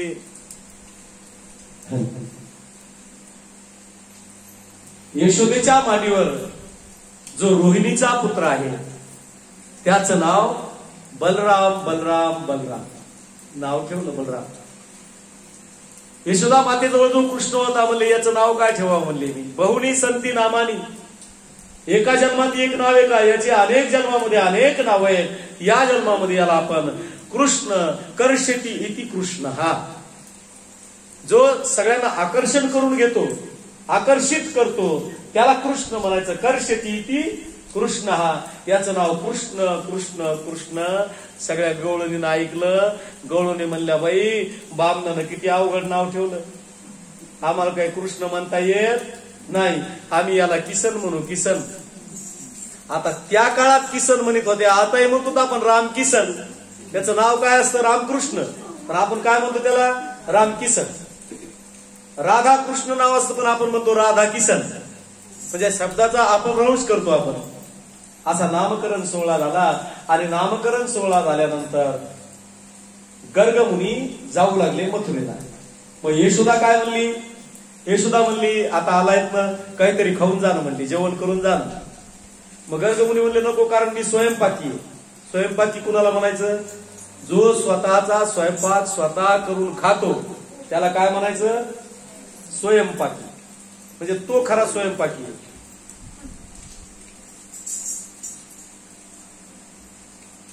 मग यशोदा म्हणली आपल्याकडे दुधाची कमी नाही, तुम्ही काय करा, मी तुम्हाला दूध देते, खीर बनवा जा खाऊ. ठीक आहे म्हणले, काही हरकत नाही. मग खीर बनवली कोणी? गर्ग मुनीनं. प्रसंग बघा कसा आहे. खीर बनवली आणि मग आता काही कोणतीही गोष्ट घरात तयार केल्यावर देवाला नैवेद्य दाखवल्याशिवाय आपण खातो का? काही बनवू द्या, आपण देवाला दाखवल्याशिवाय खातच नाहीत घरामध्ये, कारण देव महत्वाचा आहे. मग गर्ग मुनीनं काय केलं? त्या खिरीला पाणी फिरविलं आणि मंत्र म्हणला, शांताकारं भुजगशयनं पद्मनाभं सुरेशं विश्वाधारं गगनसदृशं मेघवर्णं शुभांगं लक्ष्मीकान्तं कमलनयनं योगविज्ञानगम्यं वंदे विष्णुं भवभयहरं सर्वलोकैकनाथं. कोणाला बोलविलं? हा, कृष्णाची काही चुकी आहे का? ते लेकरू रांगत रांगत गेलं आणि खिरीत हात घातला. डोळे उघडले गर्ग मुनीनं, आवाज दिला, यशोदे तुझ्या लेकरानं माझी खीर बाटवली. आता मला सांगा, बोलविल्याशिवाय गेलं का हे? खीर बाटवली तुझ्या लेकरानं. यशोदा म्हणली, गुरु चुकलं म्हणली, अजून तुम्हाला दूध देते, पुन्हा खीर तयार करा, मी ह्या लेकराला तिकडे येऊ देत नाही. मग दुसऱ्यांदा पुन्हा खीर केली. खीर तयार झाली. शांताकारम चुळबुळ इकडे सुरू झाली, कारण यालाच बोलवायला लागलेत ना. शांताकारम भुजगशयनं पद्मनाभं, हे रांगत रांगत गेलं, पुन्हा खिरीत हात घातला. डोळे उघडले, पाहिलं ते, यशोदे दुसऱ्यांदा तुझ्या लेकरानं माझी खीर बाटवली, आता मी उपाशी जाणार मथुरेला. यशोदा म्हणली, कोणती गोष्ट तीनदा असते म्हणली, असं नका करू म्हणली, मी पुन्हा दूध देते म्हणली, आता याला मांडीवरच घेऊन बसते म्हणली मी. आता कसा येतो बघतो. दोन्ही दंडाला धरलं, मांडीवर बसवलं, तिसऱ्यांदा खीर तयार केली आणि नैवेद्य दाखवणार. शांताकारम. आता याची चुळबुळ याच्यात आहे ना, तर फक्त धरलंय दंडाला, आता कसं जायचं? पण कृष्ण हुशार बर का, कृष्ण इतकं हुशार कोणी नाही. कृष्ण म्हणले, आई मी तुला नाचून दाखवू का? आता आपलं लेकरू नाचायला कोणत्या आईला आवडत नाही होय. पहिल्यांदा जर लेकरू उभा राहिलं तर सगळ्या पारिजात कॉलनीमध्ये आपण सांगतो, बाळ उभा राहिला, कोणी नाही पाहिला, माळ उभा राहिला, कोणी नाही पाहिला, माळ करतो का नाही आपण? पहिल्यांदा उभं राहिलं, पुन्हा तेच लेकरू मोठं होतं ना आपण म्हातारे होतो, बाळला आता मारायलाय, कोणीच नाही पाहिलाय. किती गर्दा करतो आपण त्या लेकराचा. मग इथं लेकरू म्हणते, आई मी तुला नाचून दाखवू का? ती म्हणली, नाचून दाखव. मग नाचता नाचता देवानं काय केलं? चुलीवर दुधाने होती, अग्नीला सांगितलं मोठं व्हा. अग्नी वाढला, दूध उतू गेल्याचा वास यशोदेला आला. यशोदा स्वयंपाक घरात घुसली आणि कृष्ण शांताकारम भुजगशयनं पद्मनाभं सुरेशम तिकडे गेले आणि खिरीत हात घातला. गर्ग मुनीनं रेड हँड पकडलं, हाताला धरल्याबरोबर इतकं विराट रूप घेतलं कृष्णानं की गर्ग मुनी पाहतच राहिले. आणि त्याच्या तोंडातून एकच शब्द निघाला, कोणता? देखिला देखिला मैम्या देवाचा देव, देखिला देखिला मैम्या देवाचा देव, पीकला संदेह, पीकला संदेह निवाले, हे आनंद रूपे आनंद लेशे देखिलेल्या त्यासी, बाप रखुमादेवरू, बाप रखुमादेवरू खून बांधली कैसी, देखिला देखिला मैम्या देवाचा देव. काय आनंद आहे बघा. गर्ग मुनी म्हणतात. आणि प्रभूनं काय केलं? लगेच माया काढून टाकली. देव कसा आहे बघा, माया काढली, लहान झाले आणि तोंडाला जी खीर होती ना कुणाच्या? कृष्णाच्या लागलेली, ती गर्ग मुनी चाटू लागली. आणि यशोदेनं पाहिलं. यशोदा म्हणली, आता का बाया, आतापर्यंत दोनदा तर लई बोलला ते मला, आता माझ्या लेकराची उष्टी खीर खायला म्हणले. देव बाप्पा व्हॉट इज दिस भानगड? ते म्हणले, विचारू नको, तुझा हे लेकरू काय काय मी सांगणार नाही, मी चाललो मथुरेला. कारण सांगायसारखं आहे का हे? सांगायसारखंच नाही, हे सांगायसारखं नाही. आणि मग निघाले. बघता बघता कृष्णाच्या अनंत लीला, अनंत खोड्या सुरू झाल्या. एके दिवशीचा प्रसंग आहे. कड्यावर घेतलं यशोदेनं. रात्रीची वेळ रडता राहीना कृष्ण, इतका रडायला की कड्यावर घेतलं. मग चांदण्यामध्ये जाऊन उभं राहिले, चंद्रोबा दाखवला. चांदू मामाला पाहिल्याबरोबर कृष्ण म्हणले, आई ते काय? आई म्हणली, चंद्र आहे. म्हणले, आई मला चंद्र दे खेळायला. याला काय लागत खेळायला? त्याला चंद्र आणि सूर्यच लागत आहेत खेळायला. आई म्हणली अरे तो चांगला नाही, त्याचा भाऊ विष आहे. आई त्याचा भाऊ विष कसा? मग समुद्र मंथनाची कथा सांगितली आई. क्षीरसागराच्या ठिकाणी म्हणले आई क्षीरसागर म्हणजे काय? आई म्हणली दुधाचा समुद्र. कृष्ण म्हणले किती गायचं दूध आहे का? अंदाजे काय समुद्रात किती म्हणजे काय विचारेल याची काही गॅरंटी नाही. शेवटी यशोदा म्हणली कृष्णा दुसरं काही विचारले तेच ते लहान लहान लेकरं खूप प्रश्न विचारतात बघा तुम्ही अजूनही बघा घरी असतात. हे कशामुळं आणि ते कशामुळं आपल्याला वाटतं उगाच बडबड करायला. त्याची जिज्ञासा असते ती विचारित असते हे कशामुळे झालं ते कशामुळे झालं हे कसं ते कसं. आपल्याला येतो कंटाळा आपल्याला असतो कामाचा लोड माहिती तिकडे कशाला काय सांगत तुला मग ते विचारित त्याच्याजवळ जिज्ञासा असते. मग यशोदा म्हणली कृष्णा सारखं सारखं तेच विचारू नको दुसरं काही विचार ना. मग कृष्णानं पाहिलं बाजूनं राधा चालली होती. म्हणले आता तुला प्रश्न विचारतो यशोदा. यशोमती मैया से बोले नंदलाला राधा क्यों गोरी मैं क्यों काला राधा क्यों गोरी मैं क्यों काला. यशोमती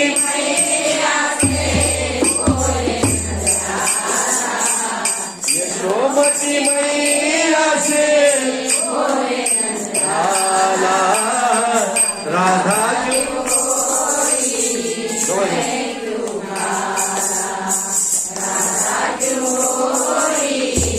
मैं क्यों काला. बोली मुस्काती मैया सुन मेरे प्यारे.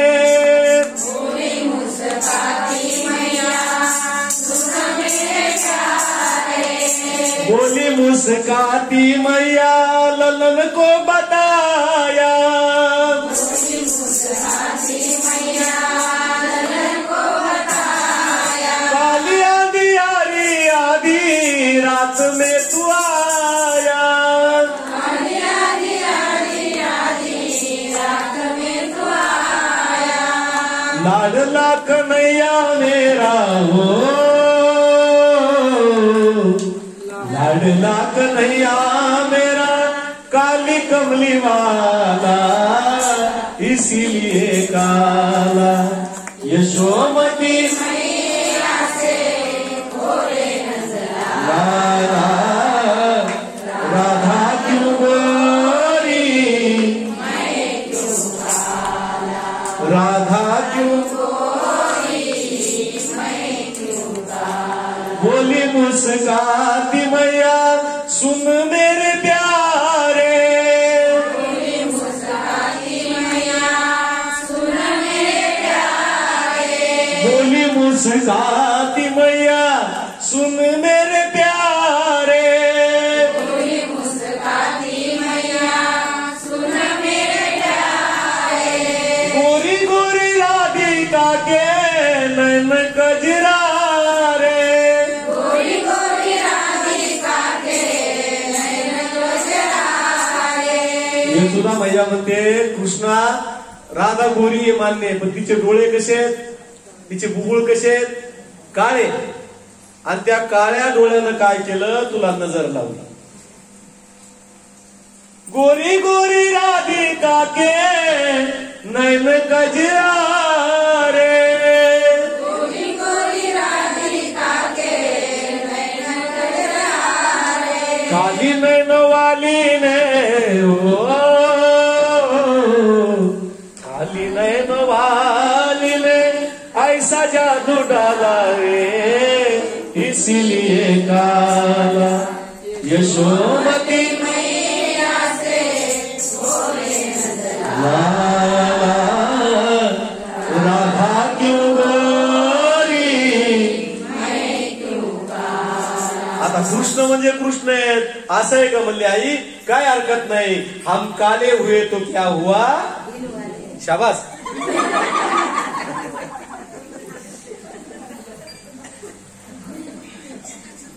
कृष्ण परमात्मा बघा कुंडीकर मावशीला सगळं पाहिजे. आणि अशा अनंत प्रकारच्या लीला प्रभूच्या चालू किती घोडे आहेत. एके दिवशीचा प्रसंग आहे. यशोदा माता मंथन करू लागली.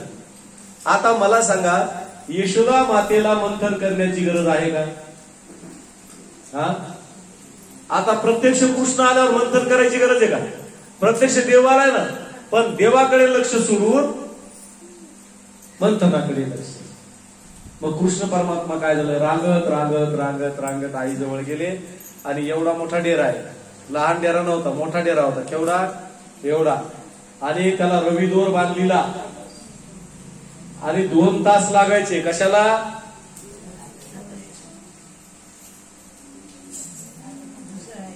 उसळायला 2 तास. किती घामाघूम व्हायची बाई. वेगळा व्यायाम करायची गरजच नाही. कंबर दुखायची नाही, पाठ दुखायची नाही, मानकाड दुखायचं नाही, हे नाही. असा व्यायाम व्हायचा मस्त. 2-2 तास रोज मंथन करायचं. आता काय सांगावं महाराज, वाजलं की भुसकट रेडी होते. आणि ताक तर पायासारखंच असते. बापरे बाप, मिक्सर मधून काढलेलं असं वाटतं गट गट प्यावं 2-4 केले आहे की नाही. आता राहिले का डेरे? राहिले नाही. मग यशोदा माता मंथन करू लागली. मंथन करता करता कृष्ण परमात्मा गेले. आणि रविदोर असतो तो रविदोर, त्याला असा हात धरला. सोड रवीचा हात हरी रे, सोड रवीचा हात हरी रे, बाळा माझ्या बाळा करू दे रे मंथन, बाळा करू दे रे मंथन, बाळा करू दे रे मंथन. सोड रवीचा सोड बाळा करू दे रे मंथन, करू दे रे मंथन, करू दे रे मंथन. दारी उभ्या त्या गोपिका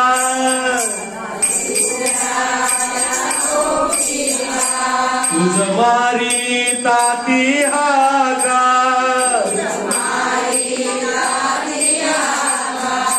आली आली हो ती राधिका,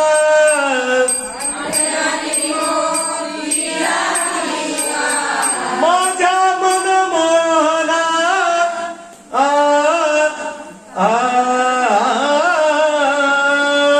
माझ्या बाळा करू दे रे मंथन,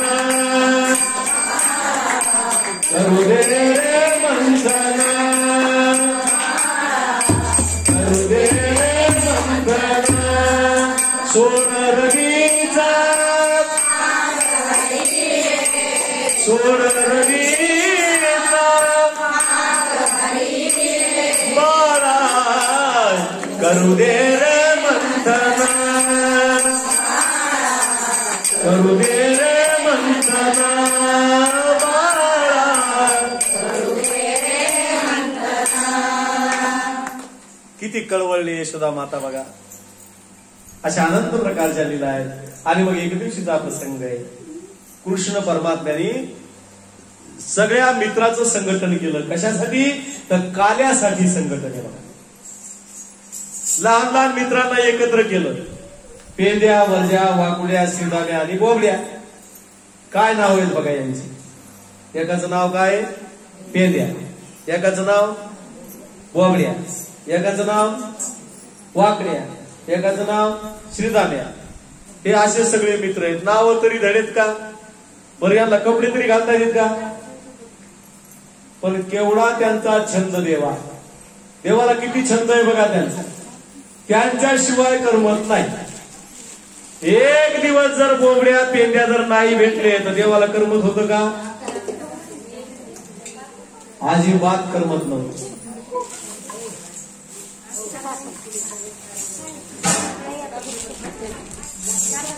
रोज या सगळ्या मित्राला भेटायला जायचं. रोज भेटायला जायचं. मग नाव बोबडे. मग कृष्ण परमात्म्याने यांना विचारलं, बाळा तुमची तब्येत एवढी बारीक कशी झाली? तब्येत आहे मला देवा, दही दूध तूप लोणी सगळं मथुरेला विकायला जातं. दही दूध तूप लोणी सगळं विकायला जातं आणि आम्हाला नुसतं ताकच आहे. पण तब्येत बारीक नाही होणार तर कशी होणार आमची? आम्हाला ताकच आहे ना. मग कृष्ण म्हणले एक काम करू,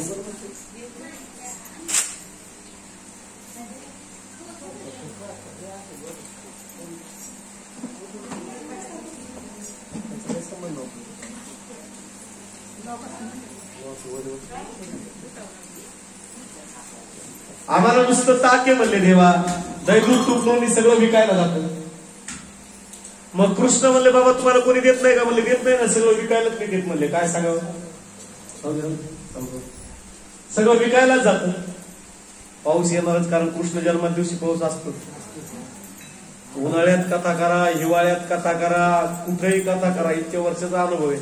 4 थेंब होईल पण पडल्याशिवाय राहत नाहीत, कारण कृष्ण जन्माचा महिमाच तसा आहे. त्याला अशा पावसात तर नेलं होतं, टप टप टप टप सगळं पाणी वाहू लागलं. मग कृष्ण म्हणले आपण काय करू, चोरी करू.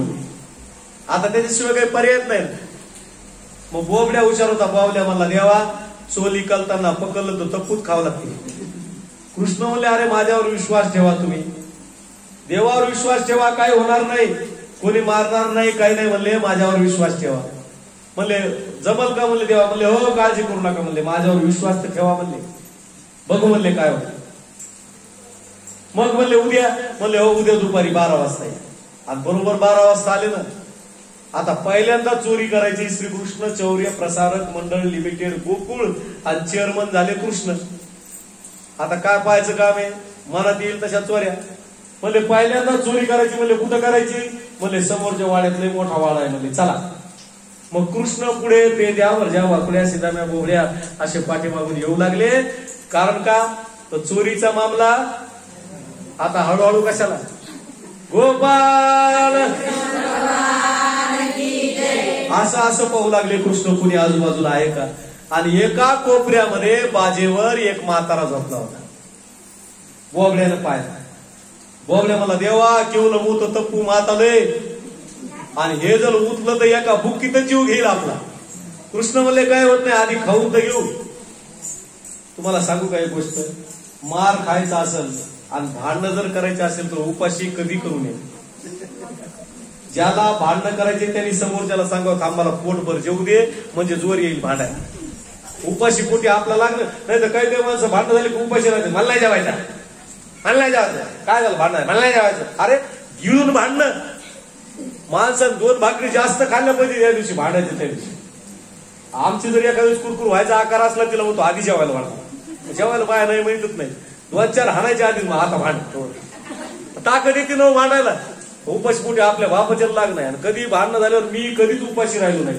ज्या दिवशी भांडणं झाले त्या दिवशी चांगलंच हाणलं.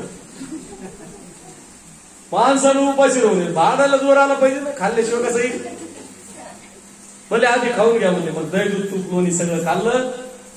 आणि एक ताकाचा डेरा होता. बोबड्या म्हणला देवा ताकाचा डेला आहे, काय करायचं. म्हणले वरे घ्या गच्चीवर. वरे घेतला आणि बोबड्याला म्हणले बोबड्या खाली वाकून बघ रे. म्हणले कोण आहे. बोबड्यानं असं वाकून पाहिलं. बोबड्या म्हणला देवा ते तप्पू मातालय, म्हणजे त्याच्या ढेरीवर पडायचं.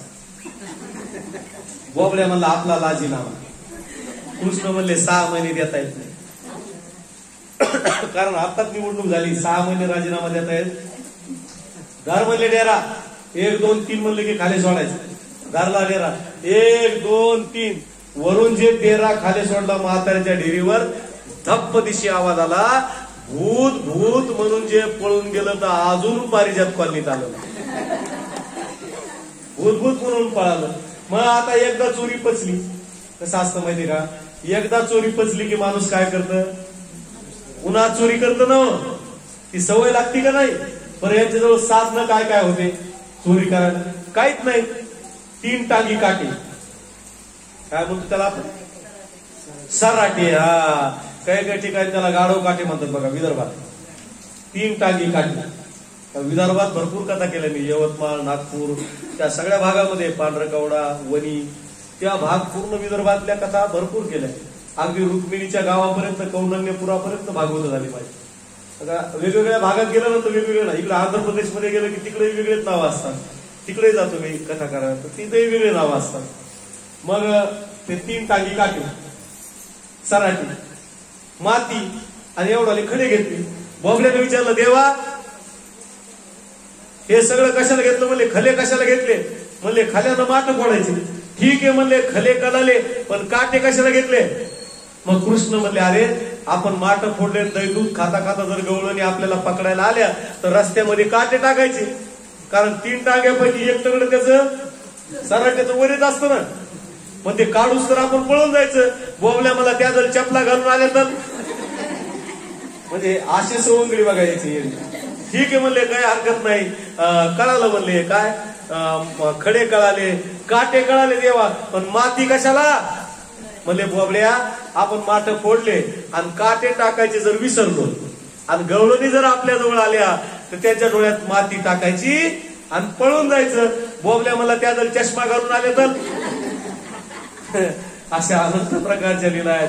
आणि सगळ्या गोकुळाला प्रभूनं काय केलं? तो वेद लावला. गोकुळाला गोकुळाला गोकुळाला गोकुळाला वेद लावी तुझा काना, वेद लावी तुझा काना, वेद लावी तुझा बाई काना, मैंने नहीं जाना तुझा बाई काना. गोकुळाला गोकुळ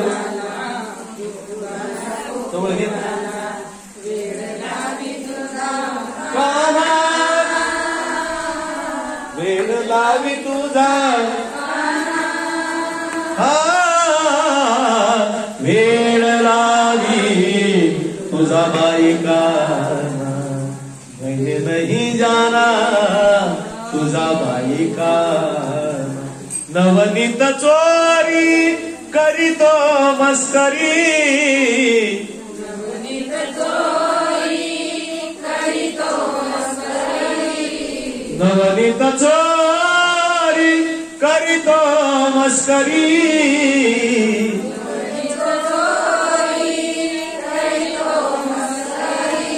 रंग भरोनी मारी पिचकारी,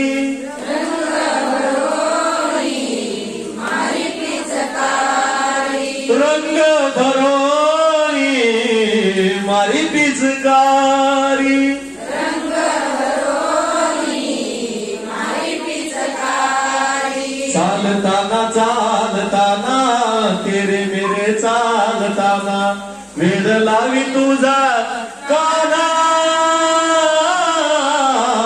वेड लावी तुझा काना,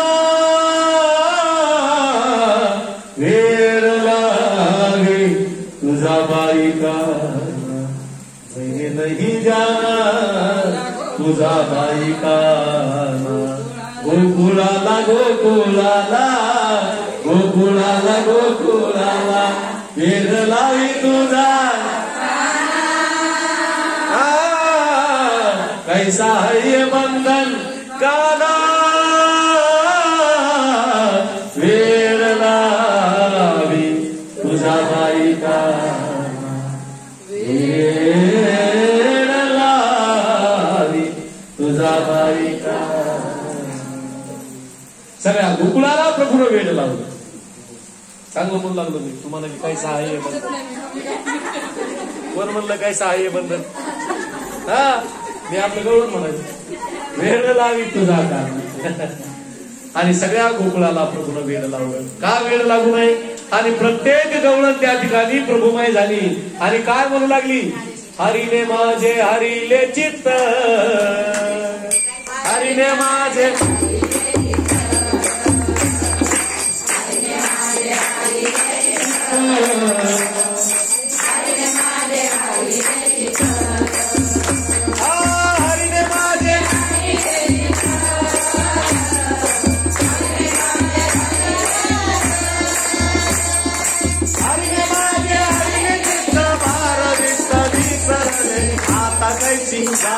घरा जाऊ घरा होय बरा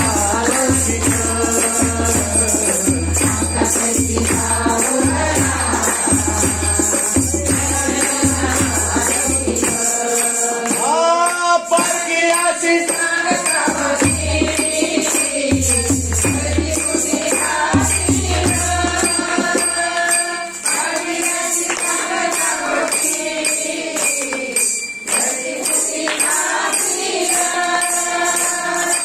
आता कैसी आता कैसी आता कैसी जाऊ घरा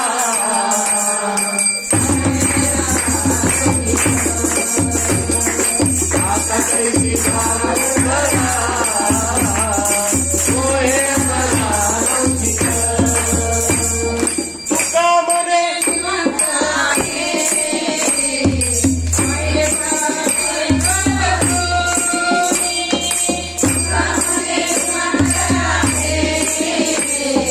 पाहिले पायी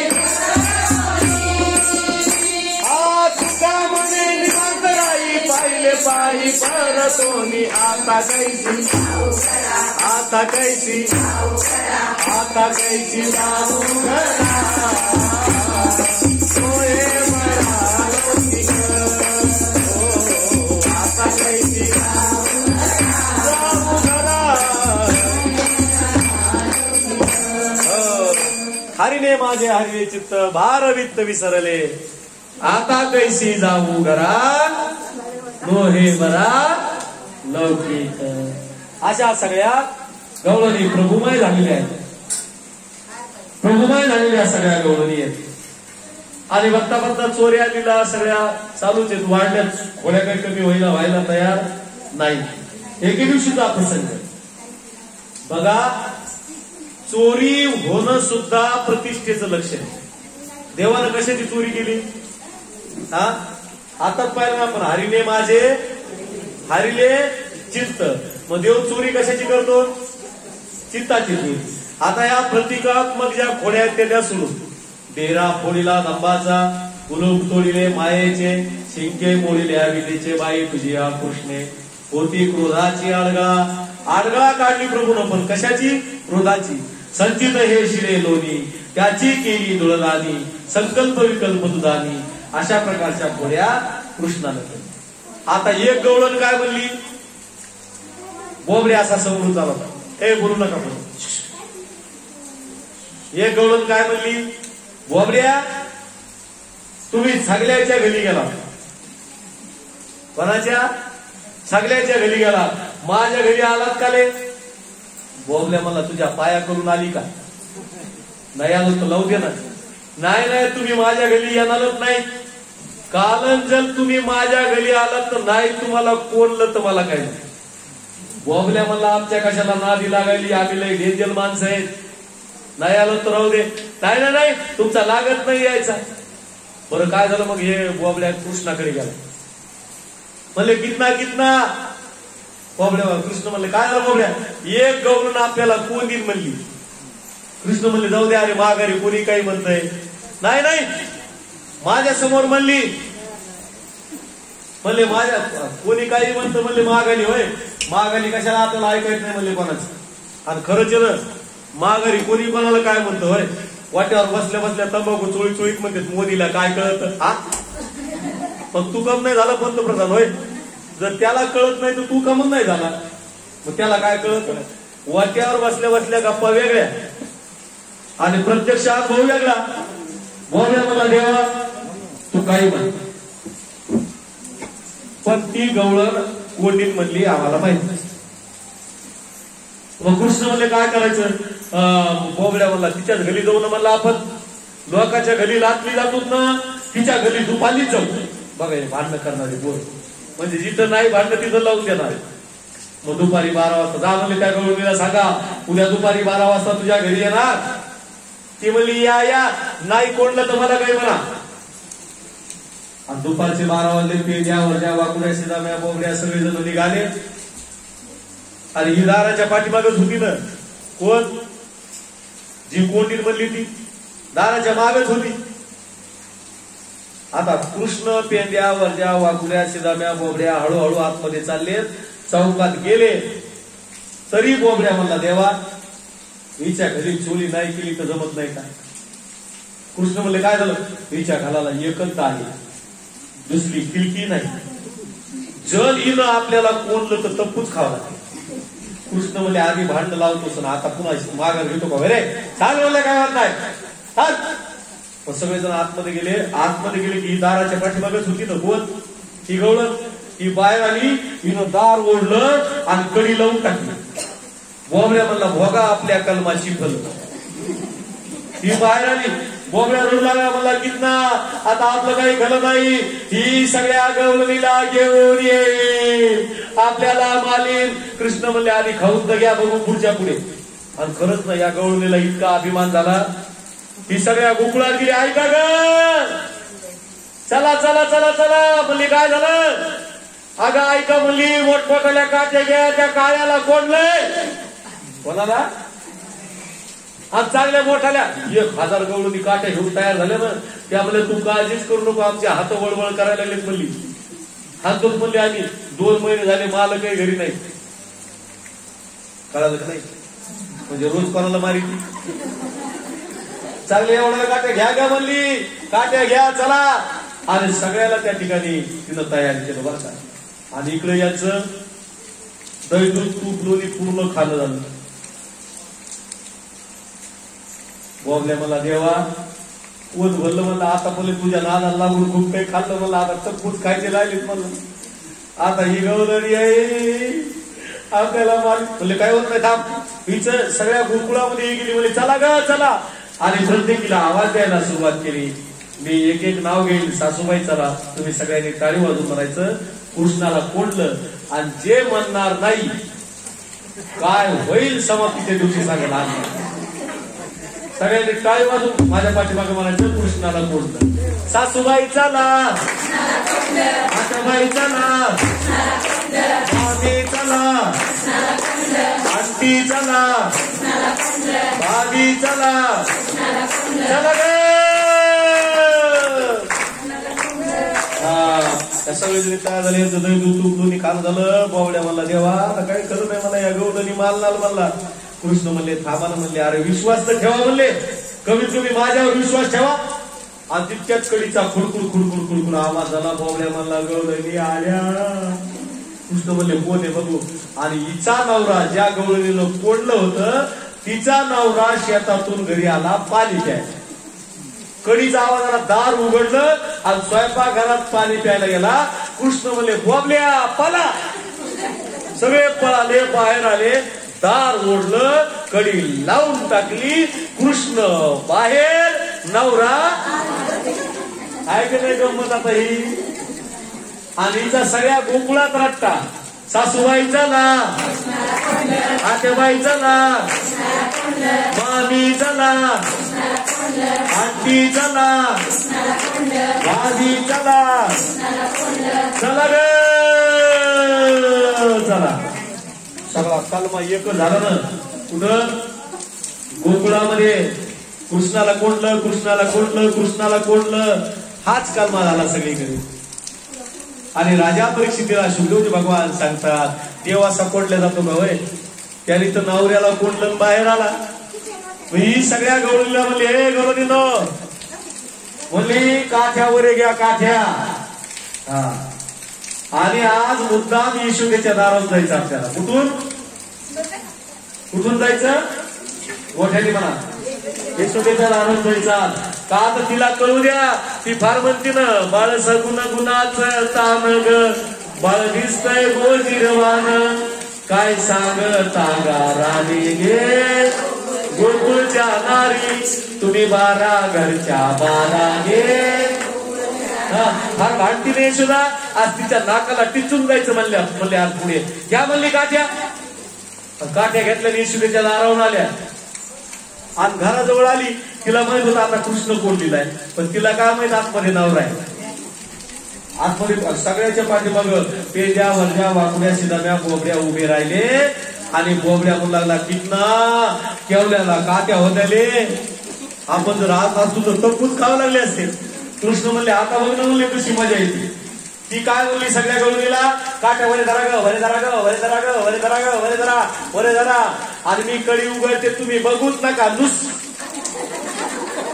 म्हणले.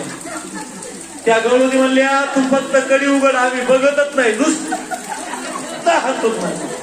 आणि हिचा नवरा आतमध्ये होता, दारुगळा दारुगळा दारुगळा. ती म्हणली बघा कसा करायला प्रॉब्लेम म्हणला, बंद कसा करायला, तुझाच नाव नाही. मी आता कडी उघडायला म्हणली तुम्ही बघायचं नाही, काय करायचं. या म्हणले आम्हाला काय कोणाला हाणायचं ते म्हणले तू कडी उघड. दार उघडलं हिचा नवरा बाहेर, जे दत्त दत्त काठ्या पडल्या. हिनं पाहिलं बाई येतं कृष्ण नाही, येतं आपले मालक आहेत, सारखा ग जा घरी. त्या म्हणल्या घरी तर घरी. बघून मोकळ्या झाल्या. नवऱ्याजवळ गेली, म्हणली तुम्ही कधी आलात. ते म्हणला पहिल्या काठीपासून मीच येत. तितक्यात कृष्ण परमात्मा जवळ आले आणि कृष्ण परमात्मा म्हणले काकू काय झालं ग. आता ग बाहेर तू कस काय बाहेर. कृष्ण म्हणले काकू मला जर कोंडायचं ना, असं कोंडी म्हणल्याने कोणता येत नाही, त्याच्यासाठी जनाबाई व्हावं लागतं. धरीला पंढरीचा चोर, धरीला पंढरीचा चोर.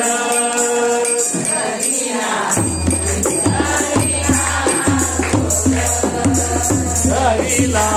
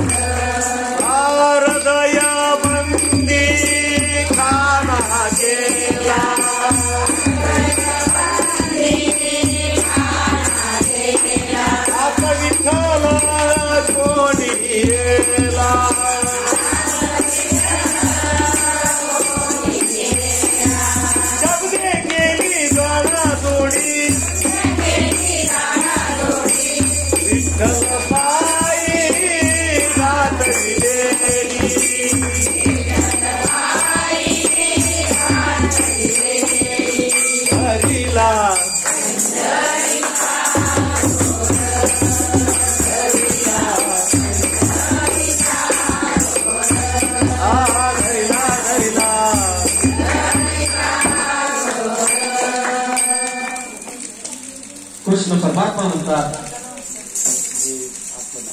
कृष्ण परमात्मा म्हणतात मला जर कोंडायचं असेल तर संत व्हावं लागेल, जनाबाई व्हावं लागेल, त्याच्याशिवाय मी कोंडल्या जाणार नाही. आणि अशा अनंत प्रकारच्या लीला बघून केल्या. शेवटी गोवर्धनाचं पूजन सगळ्याच्या माध्यमानं कृष्ण परमात्माने केलं, ते आपल्याला आज या ठिकाणी करायचं. आज आपला काल आहे, आजच्या कथेचा 5वा दिवस आहे. आता 2 दिवसाची कथा शिल्लक आहे. उद्या सगळ्यांना सादर निमंत्रण. उद्या काय, उद्या देवाचं लग्न आहे. मग आपण लग्नाला कसे जातो, नटून नटून थटून जातो की नाही. म्हणून असं नटून थटून फ्लकर मेकअप सगळं, फाउंडेशन, आयब्रो, मस्कारा, लाली, रूज, फाउंडेशन जे काय होईल आपण तयारी जातो लग्नाला सगळ्याच्या.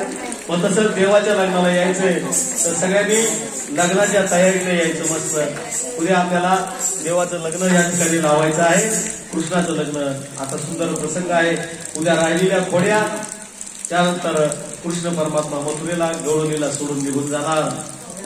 आणि त्यानंतर बरोबर ठीक याच वेळेला 4:30 वाजता आपल्याला लग्न लावायचं आहे. त्याला 2 दिवसाची कथा शिल्लक आहे. 5 दिवस आपल्या कथेचे या ठिकाणी परिपूर्ण झालेले आहेत. तरी 2 दिवसासाठी सगळ्यांनी अशाच पद्धतीनं प्रतिसाद देऊन सुंदर या ठिकाणी कथा श्रवणाचा सगळ्यांनी लाभ घ्यायचा आहे. आता आरती होईल. आरती नंतर काल्याचा प्रसाद